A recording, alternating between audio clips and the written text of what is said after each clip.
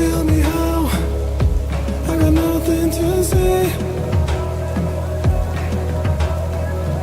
Tell me why, when my tombstone is blank. 'Cause I'm not the one who won't try. I'm not letting life pass me by. And tell me when the days are less gray. And tell me where is the road to less pain. How many days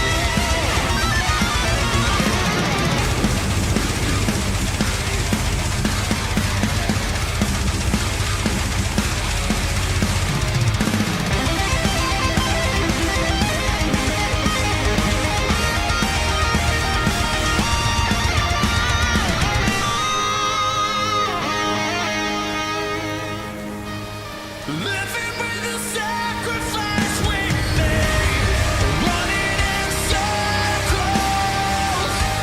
We never had time to live it all. Wrote my soul. Living with the sacrifice we made, running in circles. We never had time to live it all. Wrote my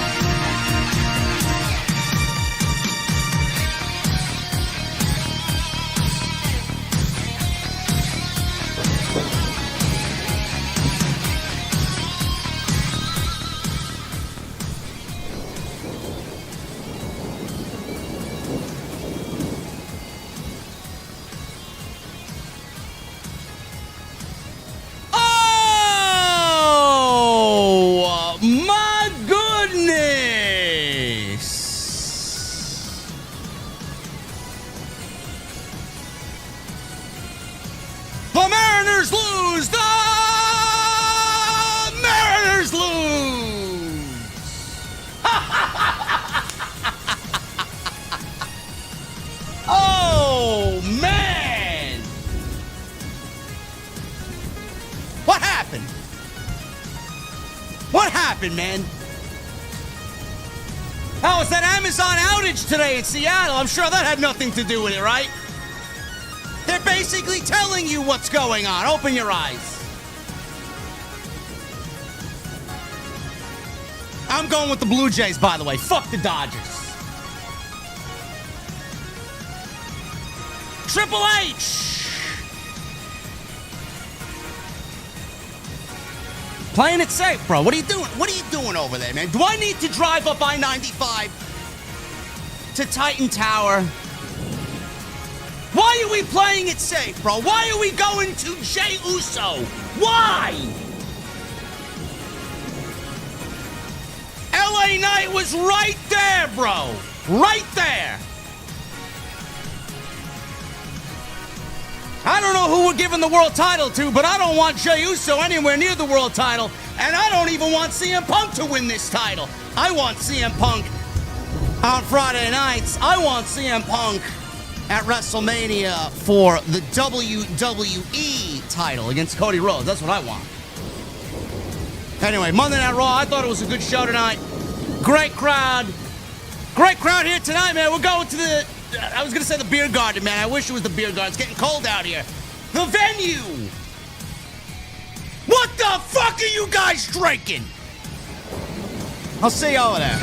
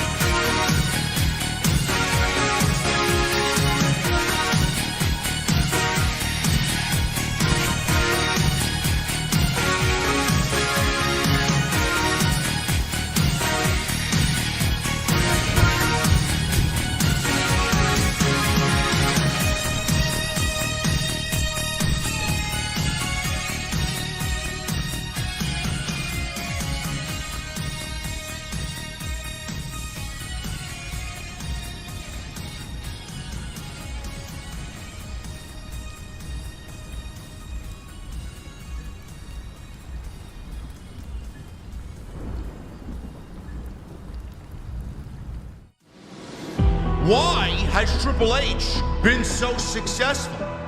Why is Triple H running WWE better than Vince McMahon and Bruce Pritchard on Monday and Friday night? Long-term booking.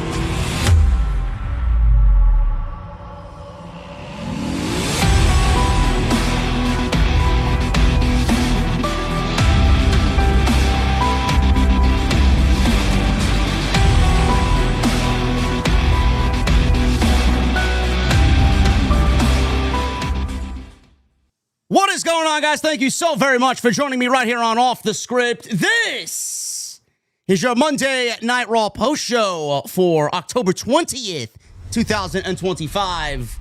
I'm your host, JD from New York, as always, coming to you live from the OTS venue. Thank you guys so very much for joining me on this Monday evening, wherever you may be. Pretty chilly out here, man. It's getting kind of cold out here in New York, bro. Had the windows open. Didn't realize the windows were open. Went upstairs to go brush my teeth. Rinse my mouth out with mouthwash. I'm like, why is it so fucking cold up here? Windows are open. It's 50 degrees. What does it say? 56 degrees. That's actually pretty good. It's good sleeping weather. A lot of you guys fell asleep on Saturday after the, or maybe during the Wrestle Dream pay-per-view. Some of you didn't even know what happened. I was unfortunately live until 4 o'clock in the morning, and I'm still suffering because of it. Monday Night Raw didn't really do anything to get me excited, man. I wanted to feel that excitement. I wanted to wake up from the doldrums of the weekend. Not to say that it was a bad show. I actually thought it was a very good show. Very lively crowd in Sacramento, California tonight. I thought the energy was there. We had 3 championship matches tonight. We got some nice storyline progression. And this was a Monday Night Raw that a lot of people were looking forward to just based off the conclusion of last week's show with Seth Rollins. The vision turned on Seth Rollins. Bron Breakker held up the World Heavyweight Championship. And a lot of people, a lot of creators, a lot of podcasters were exclaiming, me included, they got to take the chance on Bron Breakker. So we start Monday Night Raw with the only thing that really matters here, and that is the explanation of why everything happened. And what the fate of the World Heavyweight Championship is going to be. The fate of the World Heavyweight Championship, at least half of it anyway, lays in the lap of CM Punk. He's the number one contender, at least half of the championship match. He is a number one contender, as he beat Jey Uso and LA Knight in a triple threat match last week. He's going to Saturday night's main event to challenge for the now vacant World Heavyweight Championship. Bron Breakker, Paul Heyman, and Bronson Reed show up to the building tonight with Bron Breakker wearing the World Heavyweight Championship around his shoulder. And man, does he look like a World Heavyweight Champion. Bron Breakker looked great with the World Heavyweight Championship around his shoulder. It almost fit too perfectly. They get to the ring. Adam Pearce tells everybody that Seth Rollins is at home. He's not even in the building. He's going to go off to get extensive surgery. He's going to be out for a very long time. And that the World Heavyweight title is now vacant and will be decided in a match at Saturday night's main event in 2 weeks in Utah. How we get to the next number one contender here to battle CM Punk on Saturday night's main event, it would be contested in a battle royal. I got tipped off earlier in the day that it would be a battle royal. I didn't really say anything. I moaned and groaned and played Battlefield 6 for 4 hours until dinner time. Didn't really care. I was hoping that plans would change. Plans did not change. We got the Battle Royal in the main event to crown a number one contender to CM Punk for the vacant World Heavyweight Championship. I feel like we're all starting to sound like a broken record. WWE plays it too safe. WWE takes the safe way. Every time, no matter what, they take the safe route. This is just me speaking firsthand, personally. I greatly dislike battle royals. I think battle royals are like a random open challenge that goes nowhere. You're basically telling me, you know what? We don't care. We're lazy, and we'll get to where we got to go through the most laziest way possible. It's just a nice 3-segment, 20-minute match that'll get us from point A to point B, and then we'll worry about the CM Punk and whomever match at Saturday night's main event. WWE gave us a battle royal, and it's the laziest way to get to where we need to go. Instead of having fun with the situation, instead of looking at this situation as a mostly positive one, even though you're going to be without Seth Rollins for the next 6 or 7 months, look at it in a positive situation, look at it in a positive way, and have fucking fun with it, man. Have fun with it. JD, why do you hate battle royals? Because when I see Tozawa, Kofi Kingston, Grayson Waller in a battle royal to crown a new number one contender opposite CM Punk for the World Heavyweight Championship, I can't take that seriously in any sense of the word. I can't. Otis, or whoever else you want to throw in there so that you could fit the capacity of 20 men, or however many men were in that battle royal. It's lazy. El Grande Americano, another one. Love him.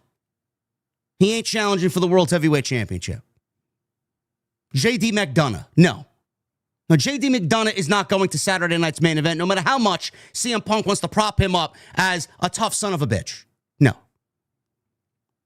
It's lazy. It's uncreative. It's uninspired.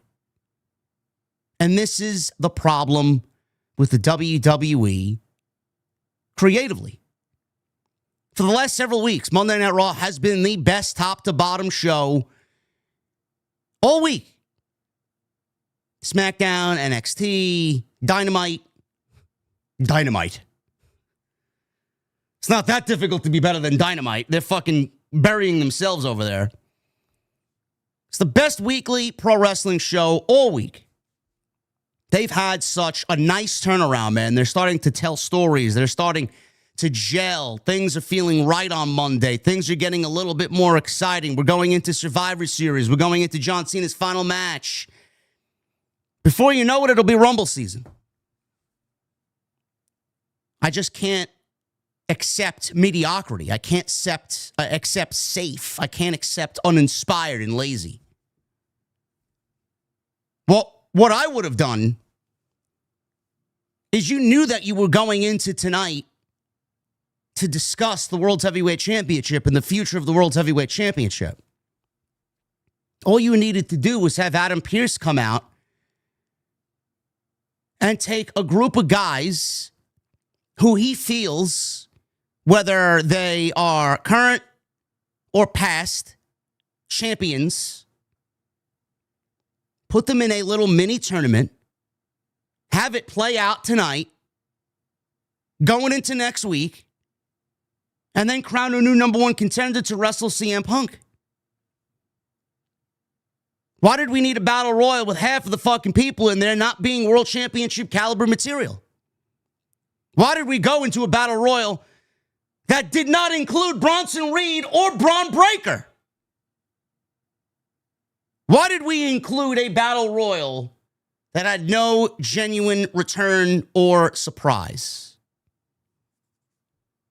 when I saw the field of however many men that were in there, I was hoping that maybe Gunther would come out and save everybody and give us a real number one contender. And maybe we'd get a rematch from SummerSlam on night one between Gunther and CM Punk. You got the bodies on Monday night. You got the men on Monday night. Give us a little mini tournament. 8 guys. Not that difficult to do.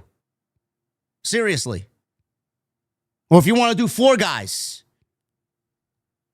Seriously.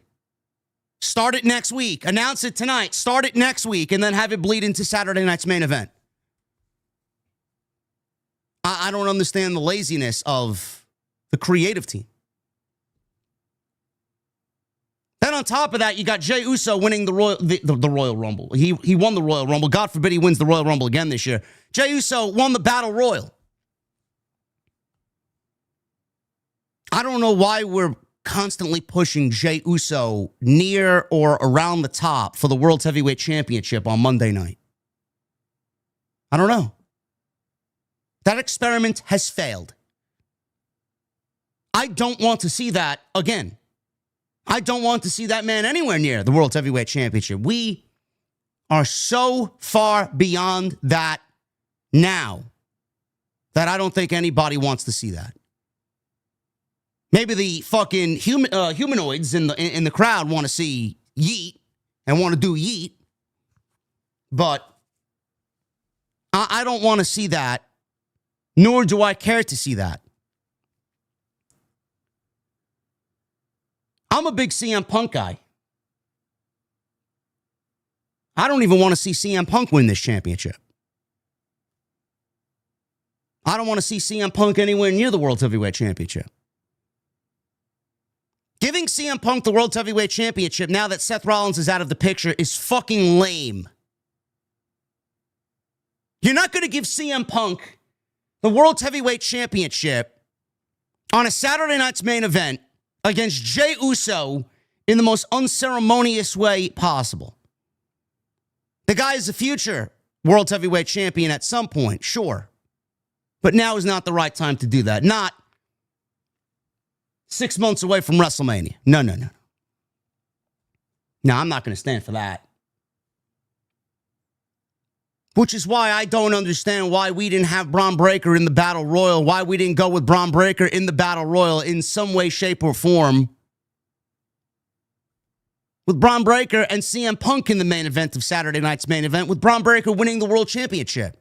I mean, it doesn't have to be fucking overly complicated. It's very cut and dry. Bron Breakker in the Battle Royal. Bron Breakker wins the Battle Royal. Bron Breakker versus CM Punk at Saturday night's main event. Bron Breakker wins the World Heavyweight Championship because we add a new member to the Vision.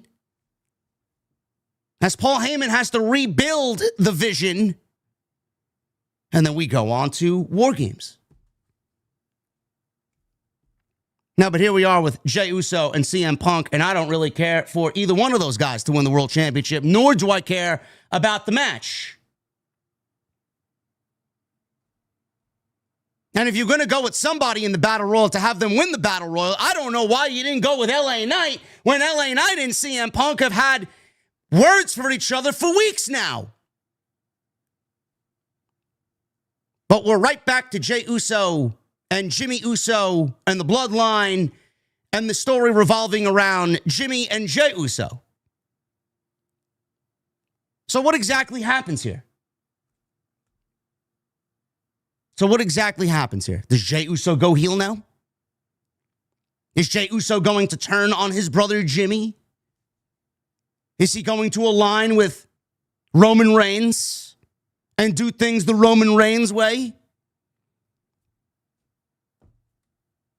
I don't think we needed the World Heavyweight Championship to flesh out that story. Is Jey Uso going to win the World Heavyweight Championship again? For a second time? Is Roman Reigns going to come back and wrestle Jey Uso? I don't know who would be interested in seeing that. We already saw that for the WWE Championship. Nobody cared. Probably the worst match in Roman's catalog over 1,400 days. Nobody wants to see that. Now we're looking at a situation where me as a fan, and I'm just speaking to you personally, this is my point of view.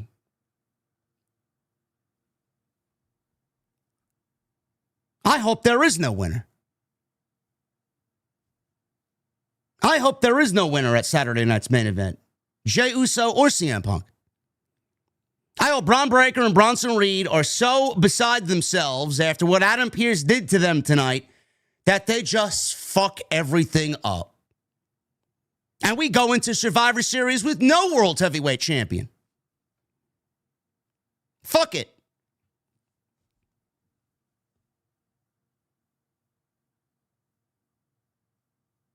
I think WWE dropped the ball on this, man.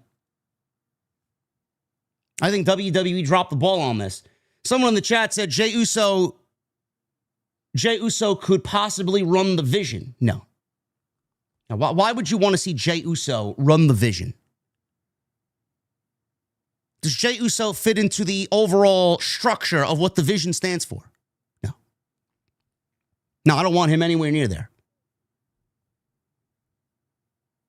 I mean, in theory, it sounds like it would fit perfectly with the Roman Reigns dilemma. They basically turned him into Roman number 2. Turning him into a mini Roman. Now he's got his own faction. He's got his own vision. He's got his oracle. And the only way to stop him is if Roman comes back and he's got to end Jey Uso. Are you interested in seeing that? The only possibility that I see here is that it is unpredictable. You don't know what WWE is going to do, and I guess in that aspect, it's at least a little positive.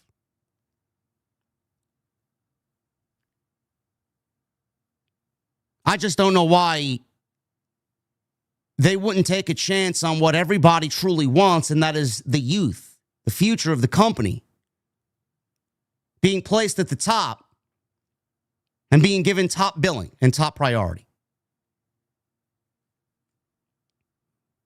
I selfishly want CM Punk away from this show, and I want CM Punk on Friday Night SmackDown, and I want CM Punk not to win the Royal Rumble because the Elimination Chamber is in Chicago this year. I want CM Punk to win the Elimination Chamber and challenge Cody Rhodes for the WWE Championship at WrestleMania.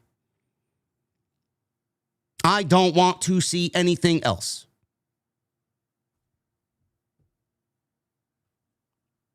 I think WWE dropped the ball on this. If they were going to go with somebody, LA Knight should have won it. But Saturday night's main event is set. Jey Uso, CM Punk, World Heavyweight Championship on the line. We will crown a new World Heavyweight Champion, maybe.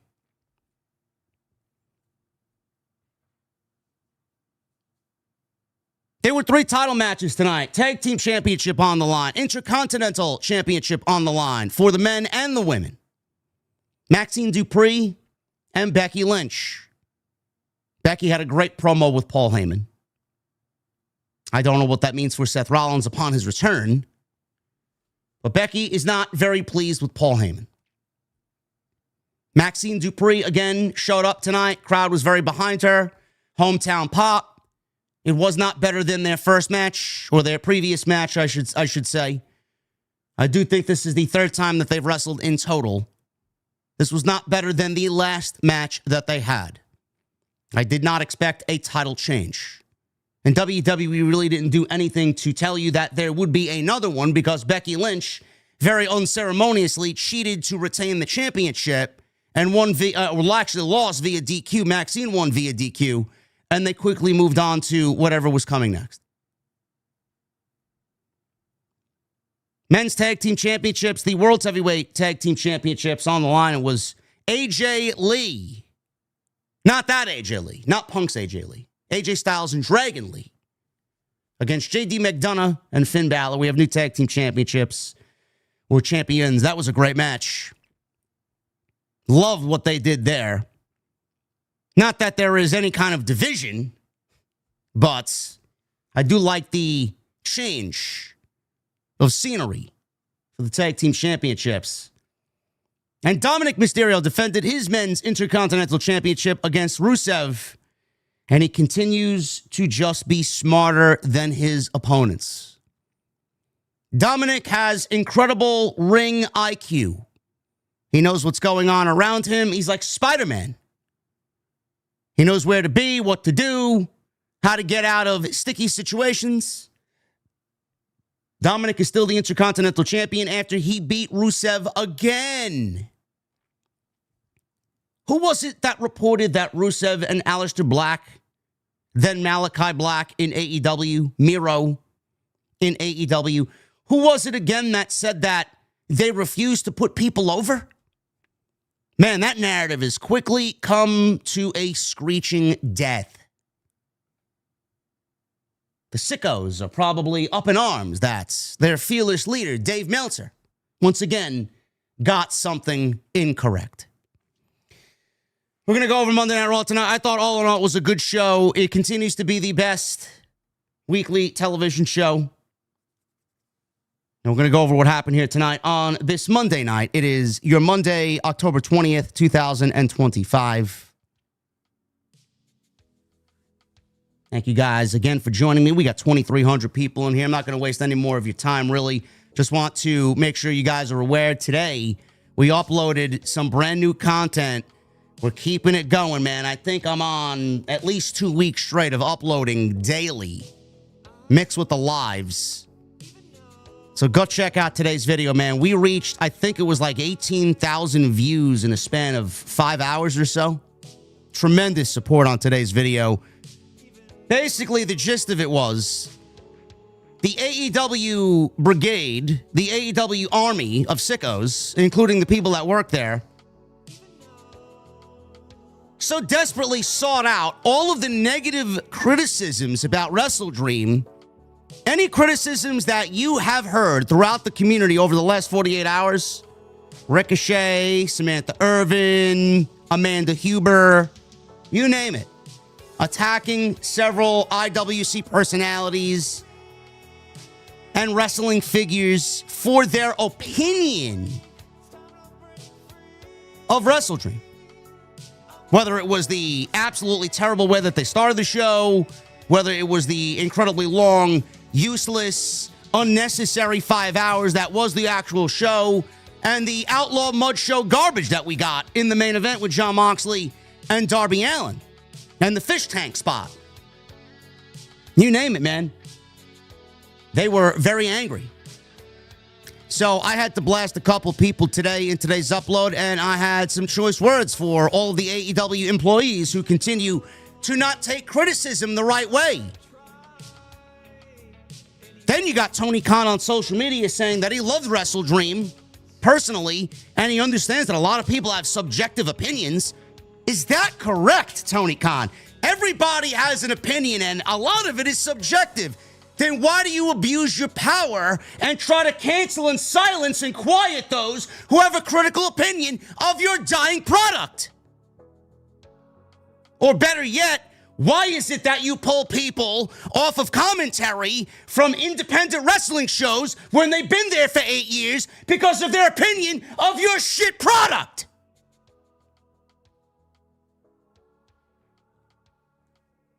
Subjective opinion, my fucking asshole.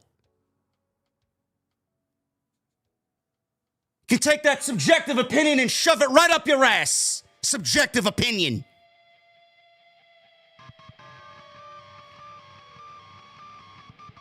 So yeah, we had fun on today's upload, man. Go check that out.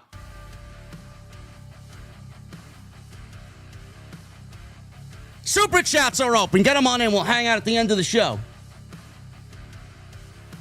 The best way to support what we do here. Tomorrow night, Jason, the Solomonster, and I will be live, man. We got Tuesday Night Titans tomorrow night, 8:30 p.m. Eastern. Should be some great discussion. It's always the best show of the week, no doubt about it. Hit that thumbs up. Let's try for 800 likes tonight. Modest goal of 800 likes. And tonight we're sponsored once again by my great friends over at MyBookie. MyBookie.ag. Use promo code JD.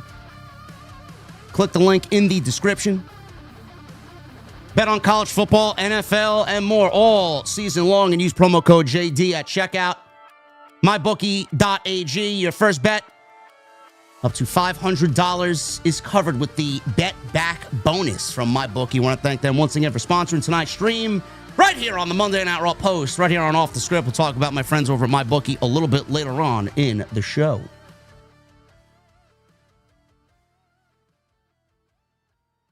Don Tony called Tony Khan autistic last night. Yes, he is.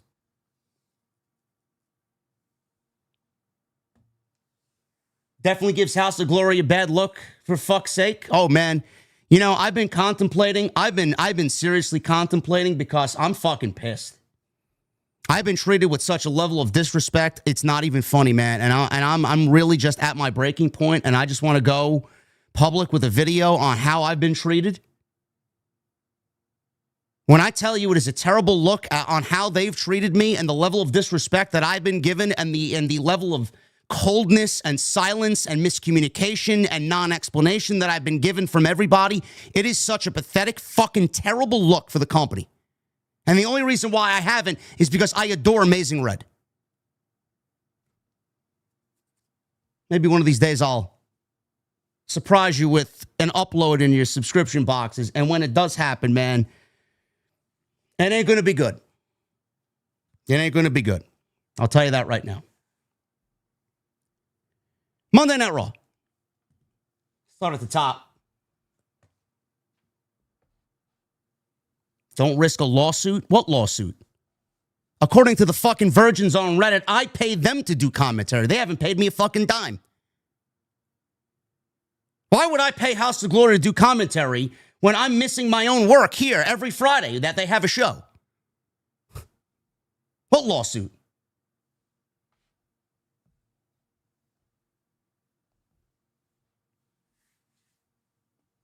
Monday Night Raw.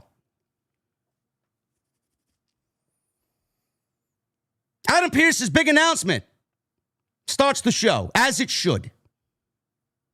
This is the most important thing on the show. And we were going to find out what happened to the vacated World Heavyweight Championship. He welcomed everybody to Monday Night Raw. He said he was there to provide a physical update on Seth Rollins.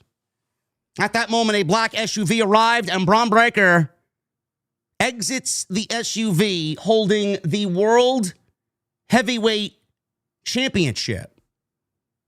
The World Heavyweight Championship is around his shoulder.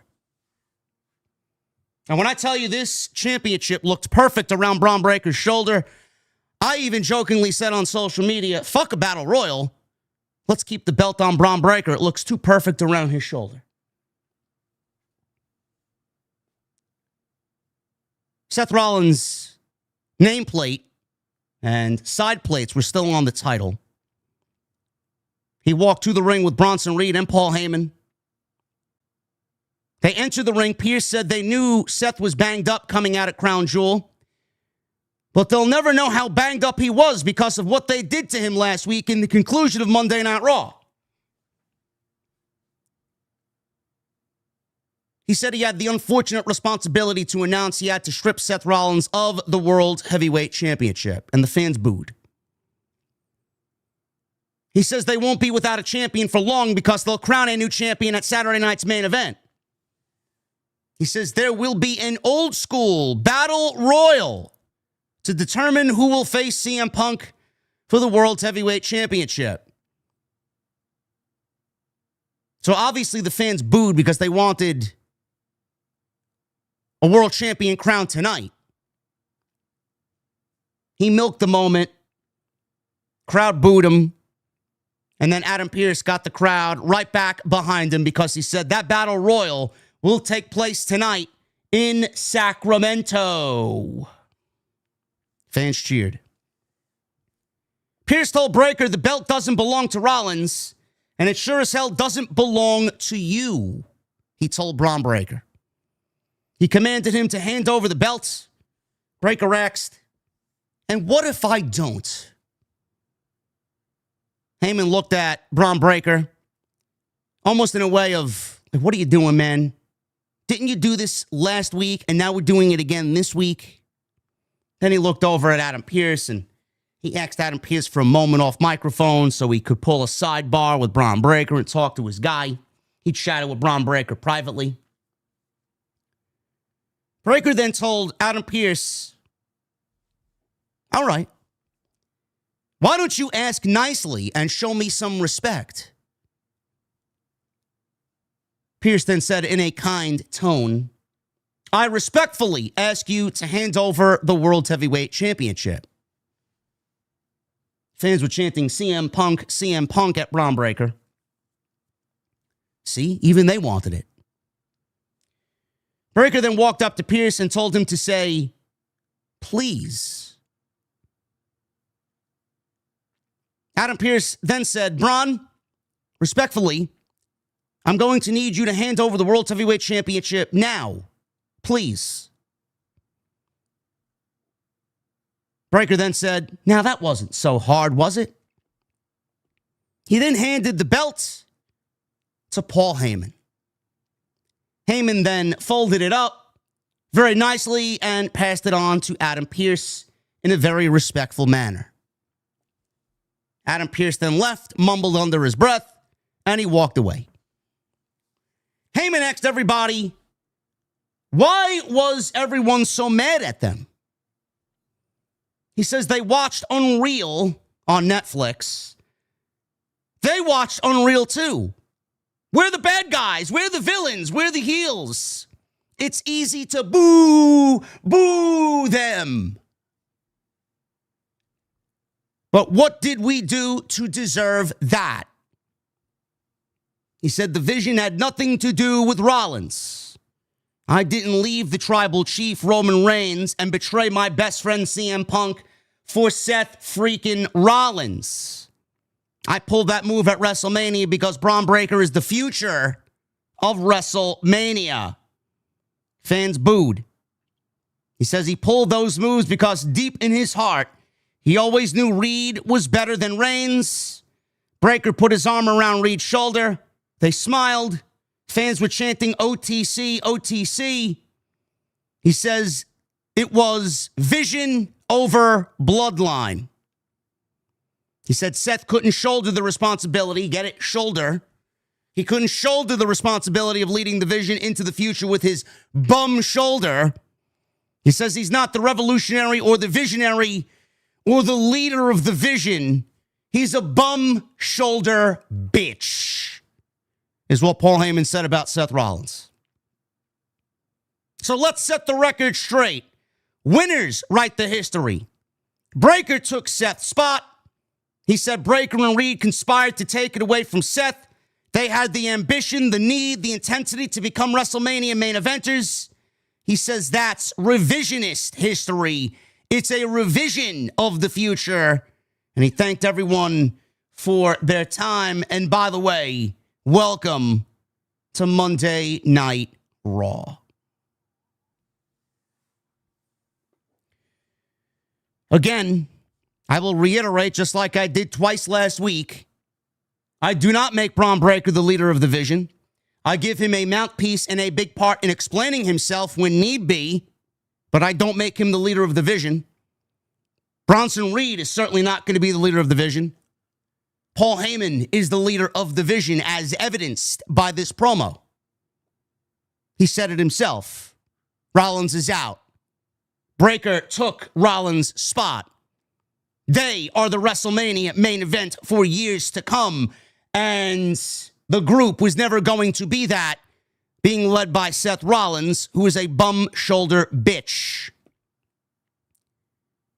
The best course of action here for the revision is Paul Heyman align himself with 3 more youthful, up-and-coming future WrestleMania main eventers. And he has a faction of 5. Who that will be, I don't know. But I do believe that something will have to happen. If War Games is in the future plans, which I hope it is, because I certainly don't want to see fucking Wyatt 6 versus the MFTs inside War Games. That would just be awful. Two groups who haven't even thrown a fucking punch at each other or have said a word with each other. I would have Paul Heyman lead the vision. This is Heyman's vision. Heyman is going to lead a group of youthful, up-and-coming main eventers to the top. That's the way it should be. I'm not having CM Punk align with Paul Heyman and lead the vision. That would not make any sense. I'm not having Jey Uso align with the vision. That would not make any sense. To do what? To get back at Roman? To prove Roman wrong? To prove his brother wrong? I mean, I don't understand why anybody would want that. Like, I'm not turning Jey Uso heel. I mean, Jey Uso came out tonight and he took a 3-month, 4-month-old baby in his arms tonight and yeeted during his entrance. Yes, WWE is going to turn Jey Uso heel. Sure. That would be ass backwards business-wise. I don't know if you're Netflix, you want to see a heel Jey Uso. Or you're ESPN and want to see a heel Jey Uso. That's the best course of action for the vision. I don't know why Bron Breakker was given the shaft tonight, which we'll get into in a little bit, but I genuinely don't know what they have planned for Saturday night's main event. I just find that to be absolutely unceremonious in every single aspect if you give either Jey Uso or CM Punk, more so CM Punk because his whole thing was winning a World Heavyweight Championship. Why would you give him a World Heavyweight Championship? Why would you give him the second-rate World Heavyweight Championship on a Saturday night's main event in Utah and not build that up to be something more special? That just sounds asinine to me, bro. Completely asinine. And nobody wants to see Jey Uso hold the World Heavyweight Championship. Not with Gunther returning and Bron Breakker now fucking absolutely roaming free. Like, I don't understand why you'd go right back to Jey Uso.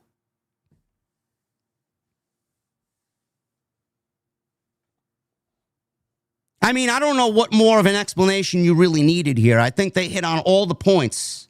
Rollins was hurt. He couldn't lead them to the future. He couldn't lead the vision the way that they needed with a bum shoulder, so they dumped the dead weight. Bron Breakker knew it. Bronson Reed knew it. After Crown Jewel, they both knew it. They conspired to get rid of him. This is not what we asked for. This is not what we signed up for. And they made a plan. They made a pact to get rid of him and take a spot. Paul Heyman says that they're future main event, WrestleMania main event guys, and they proved it. They did what they had to do. They took Heyman's advice and they did it. So if you're looking at the explanation as, well, it's lame, well, it's weak. No, they gave you everything you needed to know. And Heyman, who is a snake oil salesman, as Becky Lynch put it tonight, or a cheap car salesman, he is going to hitch his wagon to whatever is hot. Bron Breakker is the youngest up-and-coming future star in the company. He's got the most equity out of everybody else right now on the main roster that is a youth, or at least a part of the youth movement. So Paul Heyman's going to hitch his wagon to Bron Breakker. Bronson Reed's along for the ride, which I'm happy he is because he's fucking great. Paul Heyman was never in a partnership with Seth Rollins. It was always out of convenience. What did I say last week? What did I say the week before that? Paul Heyman was given a choice. You either get curb stomped into oblivion or you do me a favor. And he did Seth Rollins a favor. This was not because Paul Heyman wanted to be aligned with Seth Rollins. This is not because Paul Heyman wanted to be a part of Seth Rollins' vision. Paul Heyman did what he had to do because it was a favor to Seth Rollins, and it was not a partnership based on true intentions. It was a partnership based on convenience. I do for you, you do for me. And that was it. Paul Heyman played it up like it was going to be some big deal. Whether this happened last week or 6 months from now, after WrestleMania, it was going to happen regardless. In fact, I actually like the fact that there is no more Rollins vision because, quite honestly, the show is becoming stagnant. Rollins is great. And I said it last week and I'll say it again. Rollins is not fit to lead a group. Rollins is not the guy. Rollins, he was growing stale. Even though he's probably the wrestler of the year in WWE. They sped things up in light of his injury, and that is a positive. That is a great thing. Sure, we'll be without Seth Rollins, but now that gives everybody an opportunity to maybe call someone up who you think is going to be in the main event. And when you get Seth Rollins back, hopefully whoever they replace Rollins with, hopefully by the time Rollins comes back, not only do they have another main event guy ready to break out, but they get a guy ready for the main event back in Seth Rollins. And Monday Night Raw is going to be better off for it. The explanation was on point. They said everything they needed to do. They vacated the World Heavyweight Championship. Battle Royal, uninspired, is a Battle Royal. I personally would have announced the tournament. I would have had this entire show revolve around announcing the men in the tournament. Whether it was 4 men, 2 matches next week, and the finals taking place the week of Saturday night's main event. Or that may be next week. I would have had all 3 matches take place next week. The 2 semifinal matches, and then the finals. Crown a number 1 contender, have that person go on to Saturday night's main event and wrestle CM Punk. They should have dragged it out. At least if they did it that way, it would have gave the television show a little bit more meaning. All right, we got a vacate of the World Heavyweight Championship this week. We got names announced for this little mini tournament next week, chosen by Adam Pearce, and names chosen that fit the bill for World Heavyweight Champion. You do that all next week. You go into Saturday night's main event. You do what you got to do at Saturday night's main event, and then on to Survivor Series. No, but instead they gave you a Battle Royal tonight with Jey Uso winning. We go into next week less excited about Jey Uso winning and a Battle Royal taking place. Less excited going into next week after we got the conclusion of this week's show. I don't know why they don't have fun anymore, man. They show you glimpses of doing things right. They show you glimpses of fun. And they just continue to want to be safe and lazy and just blah. Maybe it's just me. Do you guys agree? Does the chat agree? Was it lazy? Was it uninspired? Because I certainly feel like it was.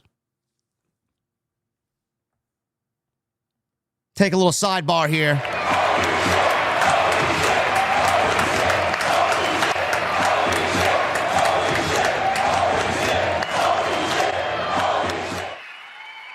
We got a $100 super chat, Nax, with a $100 super chat coming to us from Canada. They tried to blackball you and cut you down because of your opinions. Through all of it, you have never sold out. You speak your truth and have amassed the top podcast in the IWC. That's why we fuck with you. Thank you for all your hard work, JD.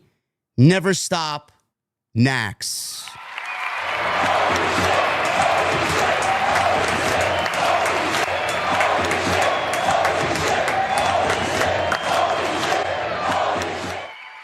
Thank you, brother. That means a lot to me. Appreciate it, man. Thank you. Maxxine Dupri. They showed Maxxine and Otis and Akira Tozawa backstage. They were walking in the backstage area. They showed Stephanie Vaquer She had a match against Roxanne Perez tonight. And Rusev, he had his match against Dominik for the Intercontinental Championship. They aired a recap of Dominik causing Adam Pearce to book JD McDonough and Finn Balor in a tag team match against AJ Styles and Dragon Lee. From that, we go right to the backstage live in the arena. Dominik walks into the Judgment Day clubhouse as they're all getting ready for their big night. Dominik walks in, and none of them wanted to see him there or hear from him or have anything to do with him. They are very much anti-Dominik right now.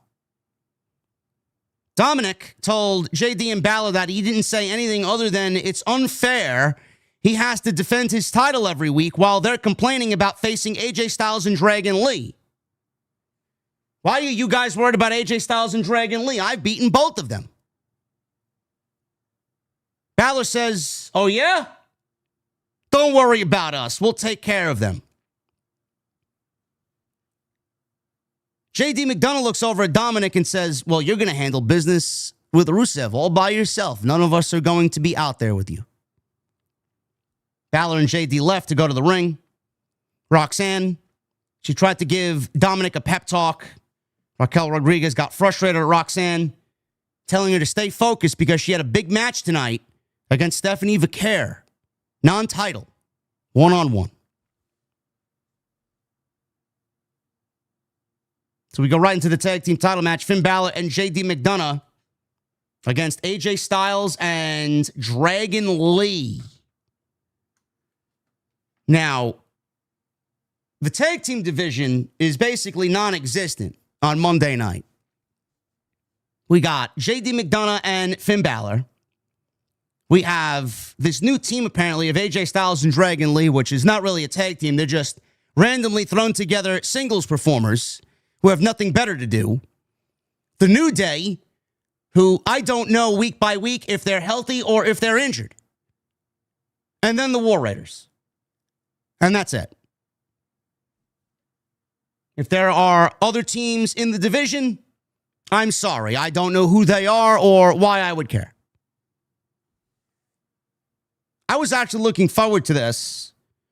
And believe it or not, this was easily the best match of the entire night. We've gotten some great tag team wrestling over the course of the weekend. We had two very good matches at Wrestle Dream. One with Bro Dito against Okada and Takeshita, which was probably the match of the night at Wrestle Dream. And I enjoyed Jurassic Express and the Young Bucks. Then we got this. Dragon Lee and AJ Styles are the new WWE World Tag Team Champions. Match went 13 minutes. Why is the division dead, you say, JD? Well, the Judgment Day have only had 2 title defenses. This was their second title defense as champions in 111 days. If you think that's the sign of a healthy division, bro, I don't know what the fuck you're smoking. Fix it. It's dead. If AEW can turn their tag team division around, WWE can certainly do the same thing.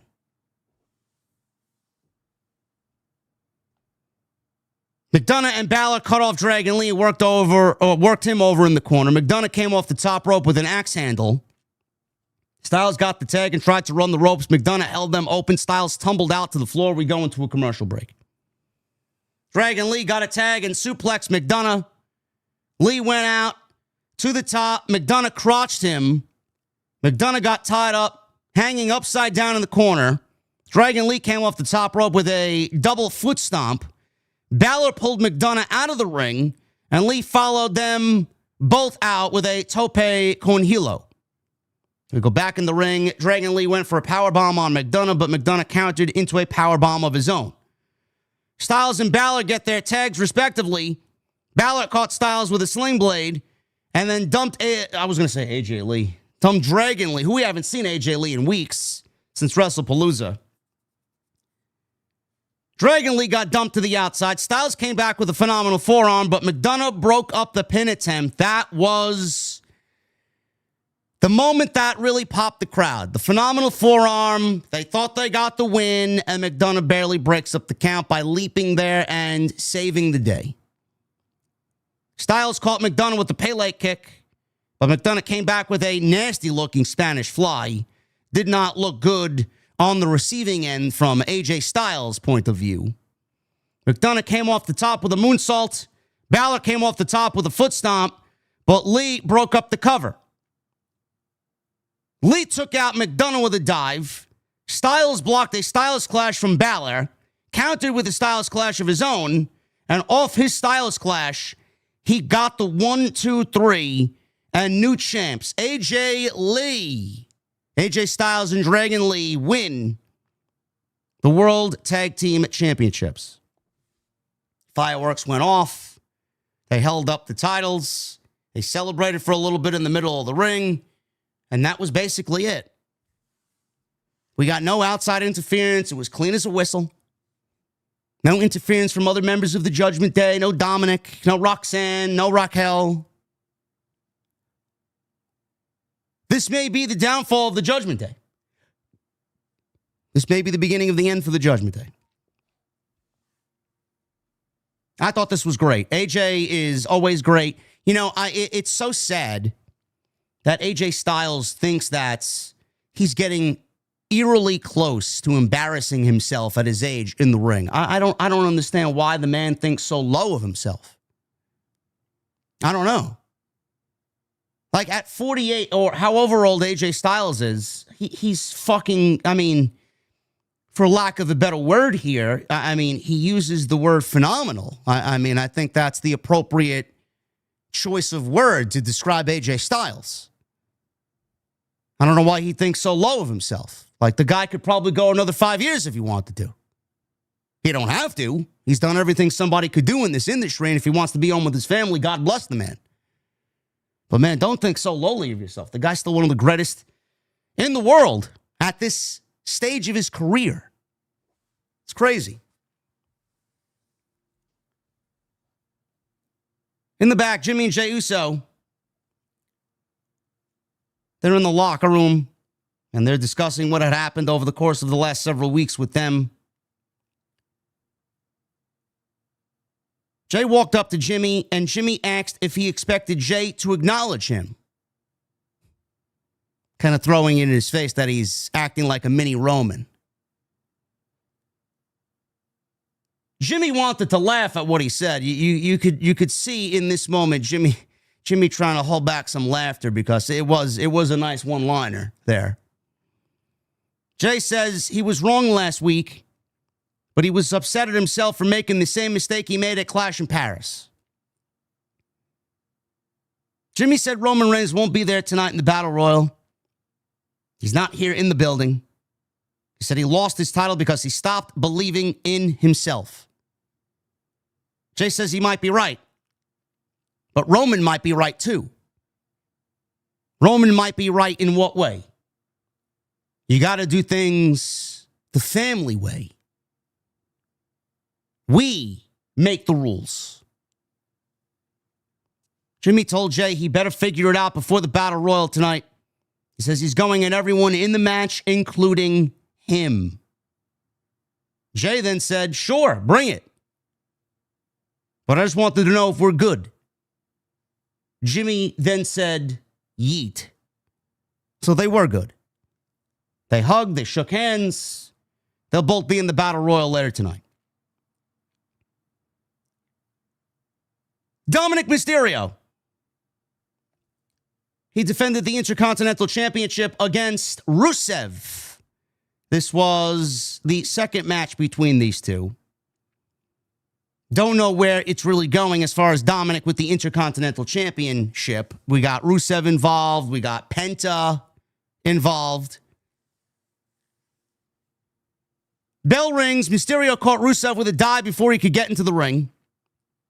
He then threw him into the ring steps. Rusev took over, smashing Mysterio with a big fist to the face. Big shoulder blocks in the corner. Rusev tried to kick Dominik's new tattoo square off his fucking neck. See Dominik's new tattoo? He's got a lucha mask. Right underneath his chin, along his neckline. I guess he wanted to go full-on Cody Rhodes there. Mysterio caught Rusev with a boot, came off the middle rope with a pair of double axe handles. You never see a good double axe handle anymore. It's such an old-school move, you know? Mysterio tried to set up for the 619, but Rusev came back with a clothesline that missed. I don't know what had happened here. It looked like he was going for a clothesline. Dominik fell kind of awkwardly. It looked like there was just some miscommunication mid-clothesline. I don't know what exactly happened here. It looked like it was supposed to be a clothesline, but it ended up being like a straight fucking forearm to the head. Dominik kind of flopped on the mat. I don't know what had happened here, but it looks sloppy.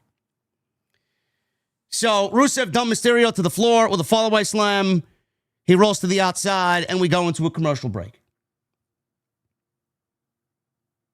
Come back from the commercial break. We're back in the ring. Dominik hits a slingshot senton. Dominik tried for a suplex, which Rusev blocked. Dominik shifted his weight into a DDT. He goes for a cover. He gets a near fall. Mysterio went to the top for a frog splash. Rusev got the knees up. He then dropped Mysterio with a spinning Uranage. Mysterio had enough and tried to leave, but Penta cut him off. Rusev threw Dominik into Penta. Penta apparently just materialized out of nowhere from the timekeeper's area. Penta got in Rusev's face, so Rusev knocked him out. Back in the ring, Dominik went for a 619. Rusev blocked it and found the timekeeper's bell, or hammer, I should say, the hammer that rings the bell. He found the timekeeper's hammer in Mysterio's boots again, just like last week. Rusev was going to use the hammer on Dominik, but the referee grabbed the hammer away. With the referee now having his back turned, Dominik hit a low blow. Rusev collapses into the middle rope. He hits the 619, goes for the frog splash, connects. 1, 2, 3, and Dominik once again squeezes out a victory against Rusev by any means necessary.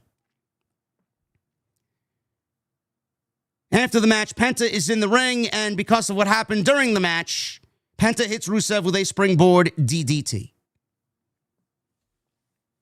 We're going around in circles here for the Men's Intercontinental Championship. Dominik, Rusev, Penta.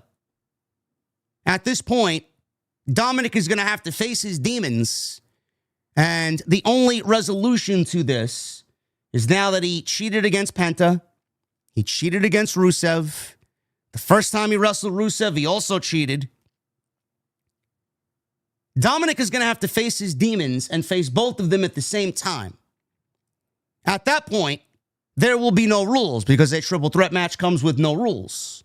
But he will have to be looking at his rivals at the same time in the same match. And at that point, I don't know what they do, what type of shenanigans he has to do or conjure up to squeeze out a victory against Penta and Rusev at the same time. Now, whether that happens at Saturday night's main events, it should, or Survivor Series, that remains to be seen. But it certainly feels like we're setting up for a triple threat match between Dominik, Penta, and Rusev for the Intercontinental title. Dominik, the story of Dominik is that the Judgment Day won't help him because of the tensions that he is causing within the clubhouse, and he is basically fending for himself. And he's getting it done. He's getting it done all by himself using Uncle Eddie's tutelage. He's not even utilizing the Americanos, who have disappeared all of a sudden. Not a fucking peep from the Americanos. I thought they were helping Dominik. We haven't seen them at all. I guess he only calls them when absolutely necessary. Dominik retains the IC title. Triple threat match, in my opinion, is looming. Maxxine Dupri. She challenged Becky Lynch for the Women's Intercontinental Championship. Unlike the Judgment Day, who had 2 title defenses, the second one being tonight in 113 days, 111 days, or something like that. What was it, 111 days? 2 title defenses in 111 days. Becky Lynch has had 7 title defenses in 134 days. That's a lot better than 2. She's been a great champion. And putting the belt on Becky Lynch, the Intercontinental title on Becky Lynch, has been a very good creative decision. Maxxine held her own here. This was not better than their previous match, which went almost 15 minutes. The only difference here is this is Maxxine's hometown. She is from Sacramento, California. So she had her parents and her family in the front row, and they were here to watch her wrestle tonight and hopefully win the Intercontinental Championship. So she came out. She got a very, very good reaction. I'm going to say it right now. And this may be somewhat of a hot take, and I'm sure there'll be some fucking Reddit virgin slob who hasn't seen sunlight in as long as Becky Lynch has held the Intercontinental title. But, oh, JD is racist, JD. I actually think Maxxine Dupri is better than Jade Cargill. Don't at me. Maxine's got something Jade doesn't. Charisma. Character. Support. An undying will of a babyface. Don't at me.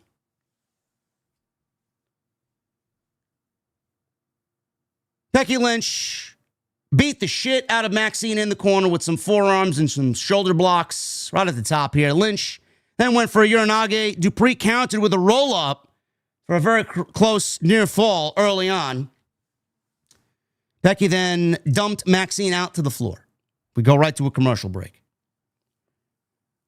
Maxxine was still on the floor after the commercial. She struggled to get back in. She did. She beat it by, I think it was an 8 or a 9. She caught Becky with a cradle and countered another attempt at a Uranage with a jawbreaker. Maxxine hit a pair of flying clotheslines and set up for a leg drop, which she connected with. Goes for a cover. She gets a 2 count. Maxxine then pulls the Kurt Angle and pulls down her straps on her ring attire and hits a running knee for a near fall. We got the boo and yeah punches spots. Becky got the advantage with that. Dupri escaped another Uranage attempt and caught Becky Lynch with a big kick and then locked Becky in an ankle lock. Lynch kicked out of the ankle lock, went for an armbar. Maxxine very nicely reversed the armbar back into an ankle lock. Crowd was going crazy at this point because the transition from the previous move into the ankle lock was very nice. She's learning. Something that Jade still hasn't done in 4 years. Maxxine came off the top with a crossbody, which looked very nice as well. She goes for a cover, gets a 2 count. That was a nice cover off the crossbody. At this point, Becky rolled to the floor because she felt like she was in trouble. Lynch tried to leave with her belt, but Maxxine brought her back into the ring. So Becky still has possession of the title. So when they got back into the ring, Jessica Carr is obviously, reprimanding Becky. Becky had enough. She felt like Jessica Carr, who was the referee of the last match, was kind of conspiring against her. So Becky had enough and hit Maxxine with the IC title, causing a DQ. Becky retains her championship, but ultimately loses the match. After the match, Lynch drove a knee into Maxine's face in the corner and then put her down with the manhandle slam. This was as uninspired and anticlimactic of an ending as you could possibly book this match. I absolutely thought AJ Lee was coming out here, and I thought AJ Lee was going to come save the day as Maxxine Dupri is getting beat up post-match by Becky Lynch. Not only did we get a lame duck ending with the DQ Becky causing the DQ, ultimately taking the loss but retaining the championship. We got that, and then no AJ Lee, and then it's basically on to the next. We transitioned right to the back with Stephanie Vacates coming out to wrestle Roxanne Perez next. I mean, if that's all they had for this, why did you make such a big deal about the last match and getting Maxxine a rematch if you weren't going to follow up on it in this match? Is there going to be another match? I would assume there would be.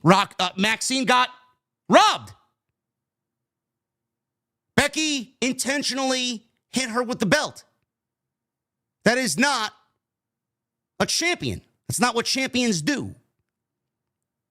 So if Adam Pearce wants to play big boy and he wants to pull Bron Breakker and Bronson Reed from the Battle Royal, he should certainly man up and also say, Becky, now you got to defend against Maxxine again because of what you did tonight. So lame and anticlimactic. They basically went right into the next segment. They pulled in AEW, and none of it really mattered. Maybe we will get it at Saturday night's main event. Maybe. But at that point, then what? Are we ready to take the IC title off of Becky Lynch and put it on Maxxine Dupri of all people? Is that what they do? Take the title off of Becky Lynch at Saturday night's main event, put it on Maxxine Dupri in Utah. AJ Lee's back, costs, because she'll probably be there with Punk anyway, costs Becky the title. And that's then how we set up War Games? Team Becky versus Team AJ. I could see it.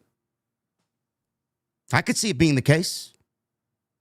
Becky Lynch, Roxanne Perez, Raquel Rodriguez, Asuka, and Kairi Sane versus Rhea Ripley, who has a broken nose, Io Sky, Stephanie Vacates, Bayley, and Lyra Valkyria.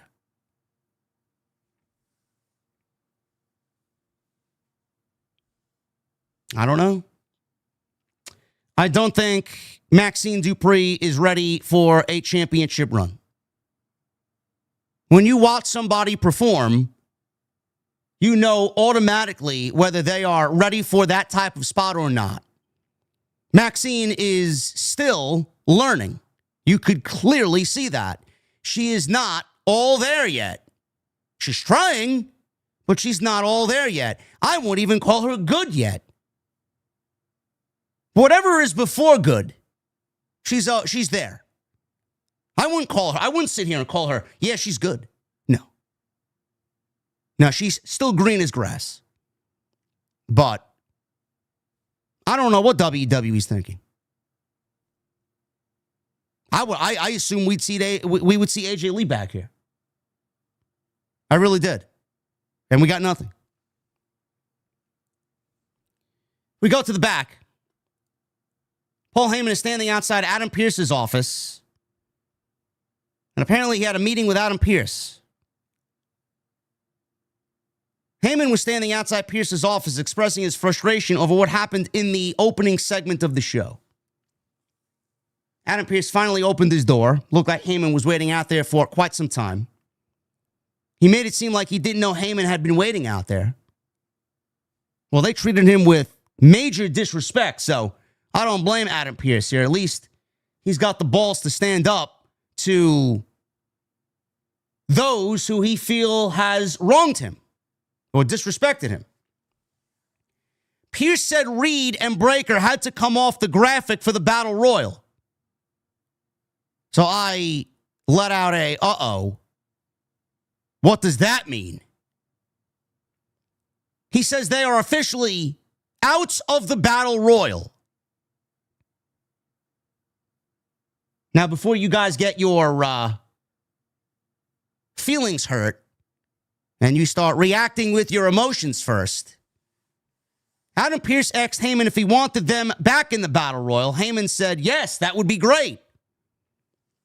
Adam Pearce told him, you're going to have to say please. Heyman then, in the most kindest, most gentlest, respectful way possible, Heyman pleaded with him to put his guys back in, and he did say, please. Pierce says, now, was that so hard, Paul? Paul Heyman then said, no, it actually wasn't. It was kind of refreshing. Pierce then said, no, they're not in the Battle Royal, and slammed the door in Paul Heyman's face.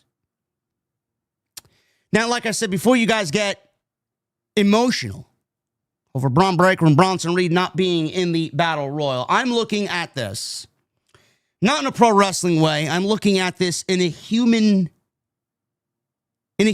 aspect type of way. If you are Adam Pearce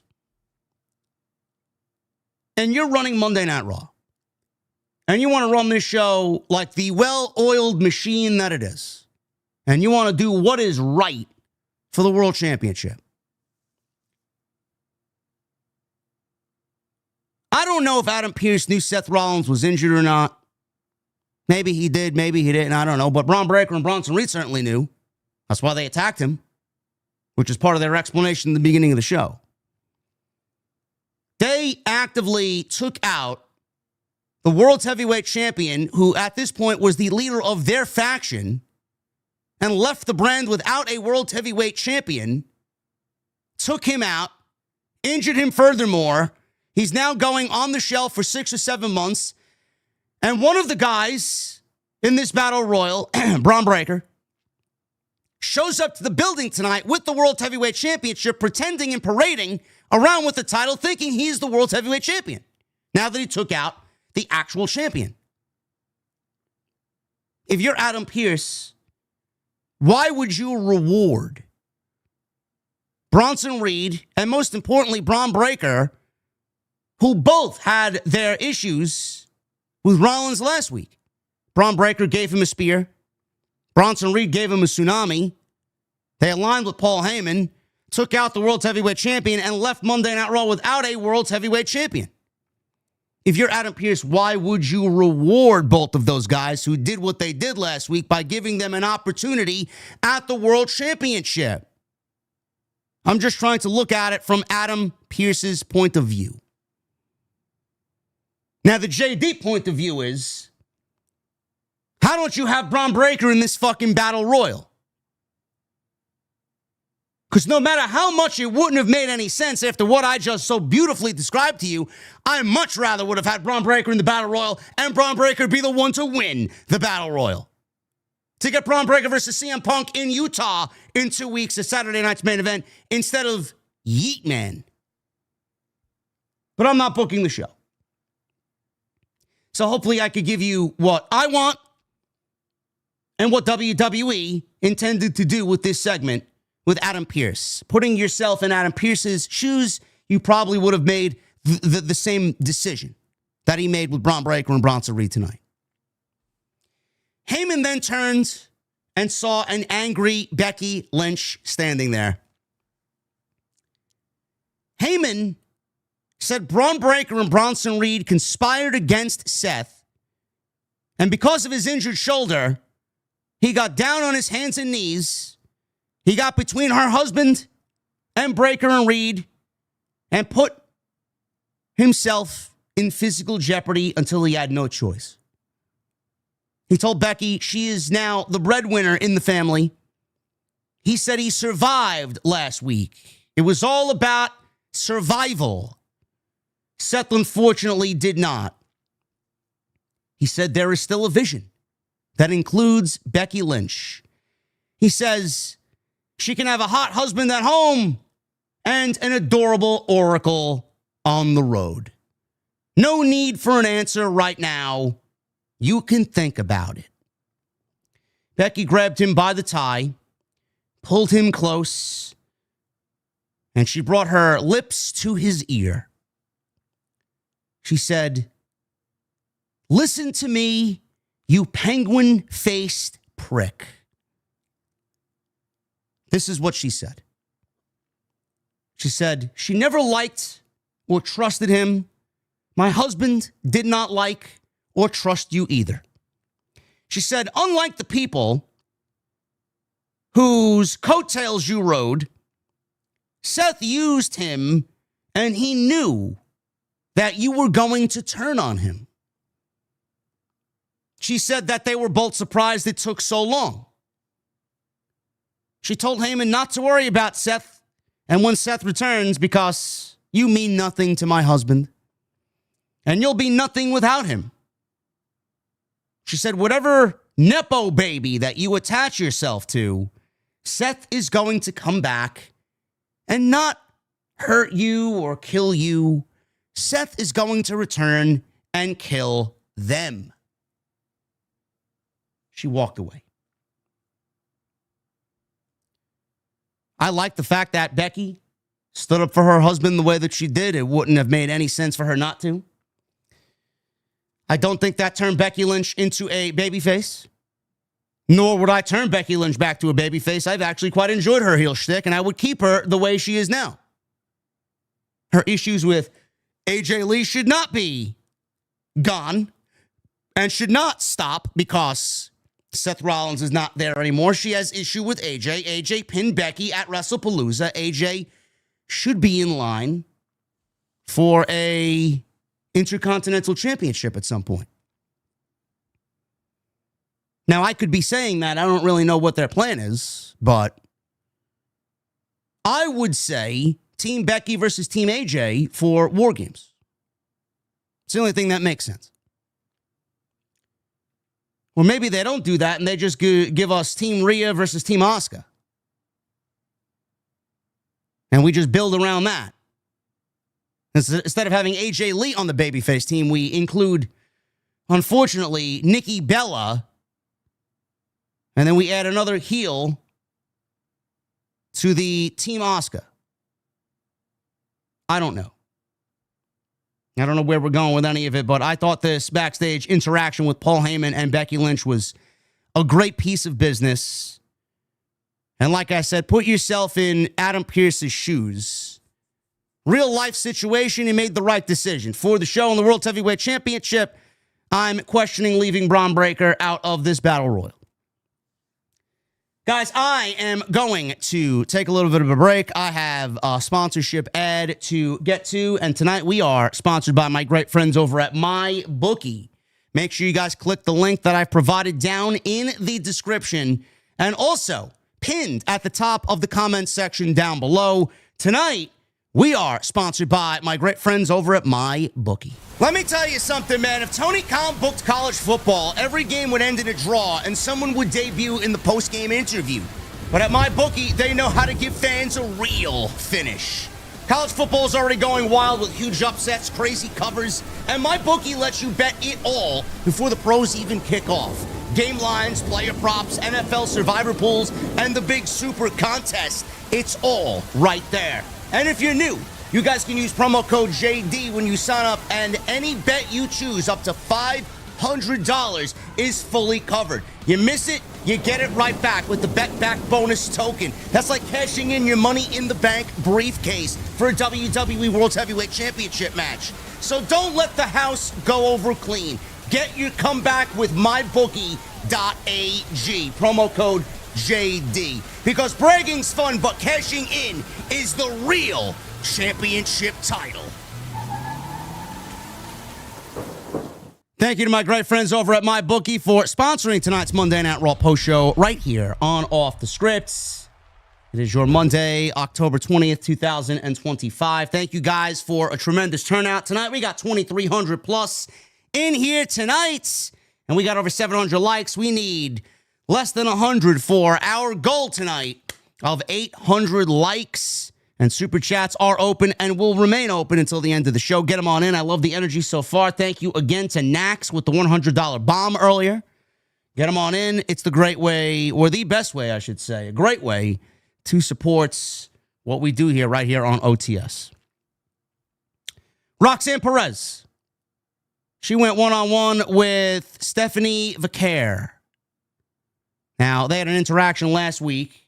Roxanne says she definitely deserves an opportunity at the World Heavyweight Championship because she was owed one that basically never came.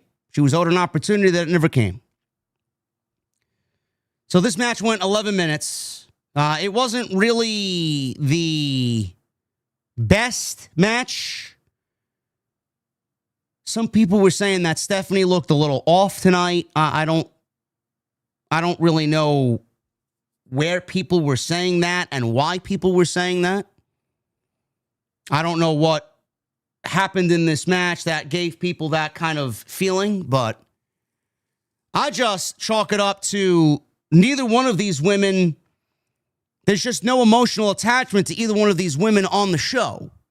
One is the world champion and should be farther along than she is. She's not. And then Roxanne Perez, she just kind of blends into the Judgment Day, and she hasn't really stood out as anything special in the Judgment Day. We know what she's capable of, and we know that she's going to be a future piece of that women's division, but she hasn't really done anything that's blown anybody away in the Judgment Day. It was just a slow match. It just felt like it was, I don't know, it was just two women moving in slow motion. It's the best way for me to describe it. Usually both women are very explosive and they know what they're going to do, and it's almost like they think 2 or 3 steps ahead. It almost feels like they were just kind of going with the flow. Stephanie's got a new entrance.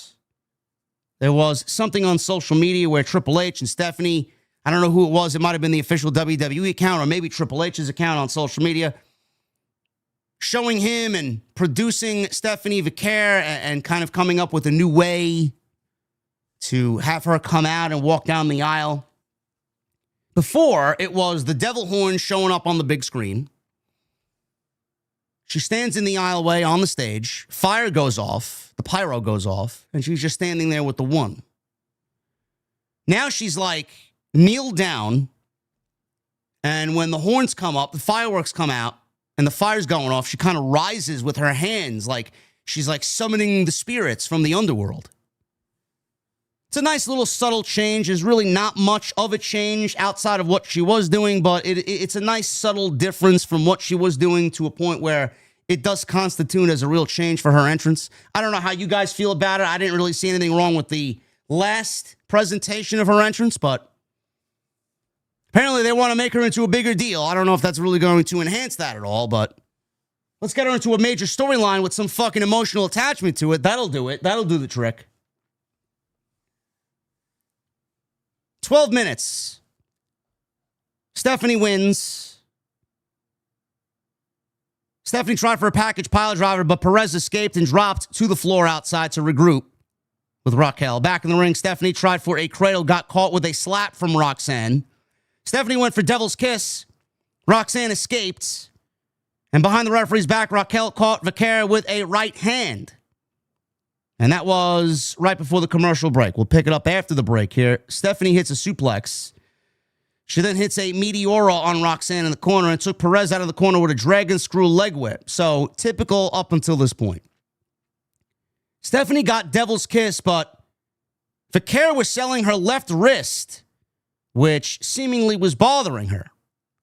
Now, I don't know why or what had happened, but she was selling her left wrist. Roxanne Perez then attacked the wrist. So I'm hoping that with Roxanne attacking the wrist, this was all storyline per the match. Rodriguez distracted Stephanie again on the apron, then Roxanne snapped Vacates' arm against the ropes. Stephanie caught both Perez and Rodriguez with a crossbody off the top to the floor, which looked great. Back in the ring, Stephanie hits the Angel's Wings, which is kind of a modified lung blower or code breaker. And that was enough for the win. 1, 2, 3. And Stephanie gets the win over Roxanne. Roxanne, as the chat has stated, she lost. Again. Roxanne and Raquel attack Stephanie after the match, but all of a sudden we hear, "You can look, but you can't touch." And Nikki Bella comes out, and I'm like, oh, God, can we just be done, please? Can we just be done with it? She ran out to make the save here on the 2-on-1 attack. Stephanie tried for a springboard off the apron back into the ring, slipped and hurt her leg. She came up limping. She connected with the move, but not all the way. But she came up limping. Eventually, Nikki Bella and Stephanie Vaquette stood tall and shooed away the heels, double drop kicking Perez out of the ring, and they hugged in the middle of the ring with this overly forced partnership now of Stephanie Vaquette and Nikki Bella. If they want Stephanie Vaquette to get over in front of the audience, I would recommend not putting her with somebody like Nikki Bella. Let's get her into a storyline that actually can generate some interest. Nikki Bella is not going to generate that interest. I hope Stephanie's all right, man. She came up limping. They did show her in the back after this, walking with Nikki Bella. She was not limping, so hopefully it was just her selling. I hope to God it was just her selling, knowing that she was already mid-botched the move, and tried to come up selling it, and that she's not really hurt. She was limping around after the fact like she was hurt. I hope that she just limped around after the fact because she knew she botched. That would be awful if WWE lost Naomi and then lost Stephanie after just crowning her not only the women's champion at WrestlePalooza, but crown jewel champion in Perth. That would be awful.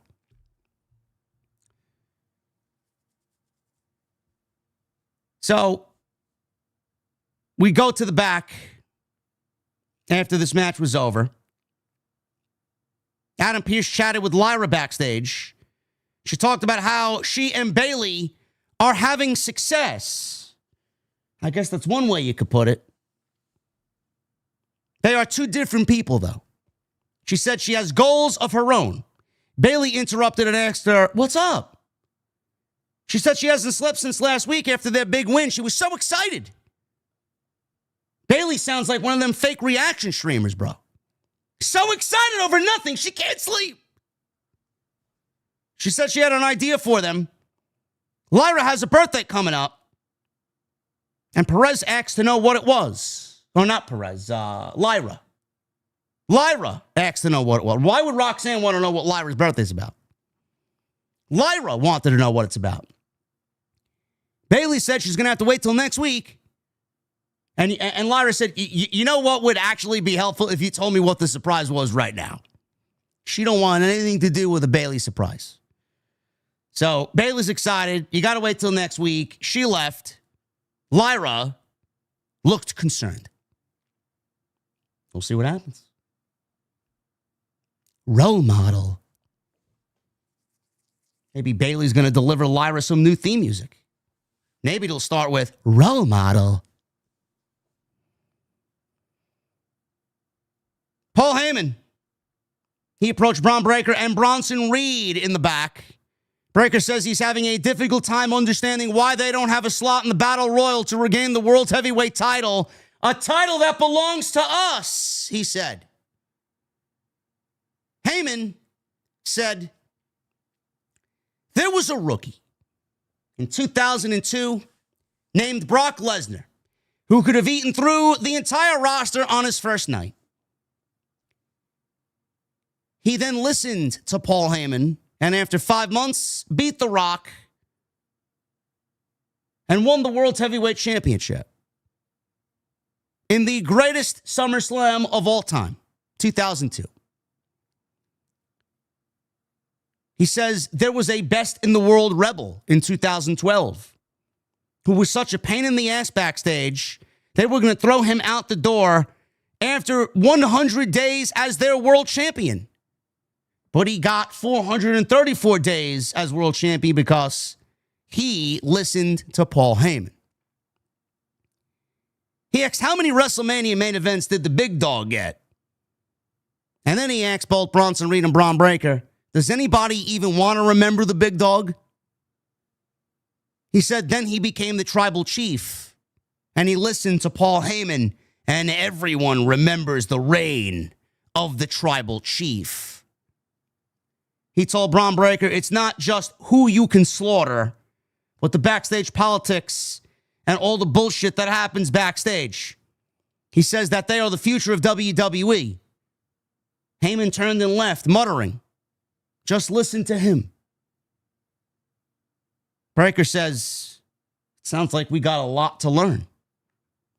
Reed said, "Yeah, me too." Breakker then said, "Looks like we have a lot of people to hurt." Bronson Reed smiled and then said, "Yeah, me too."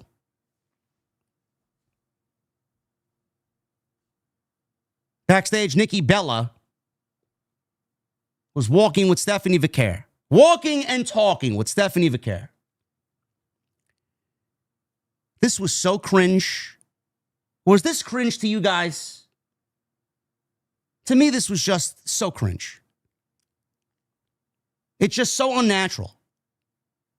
Nikki Bella and Stephanie were talking. Nikki says that she couldn't just let two sore losers beat up Stephanie Vacates. She says they've only been friends for a few months, and she's taken the division to the next level. Nikki said as champion, everything changes, and now she has a target on her back. She sounds like one of them fucking NPCs that you run into while playing WWE 2K25 as a rookie, and you come across one of these ladies in a backstage segment. She said anyone can take her out. Then she went on to say she wished someone would have guided her when she was champion the first time. Stephanie then told Nikki that she owes her one. Nikki said now that she made two more enemies, she'll probably have to take her up on that sooner rather than later. And once again, they hugged.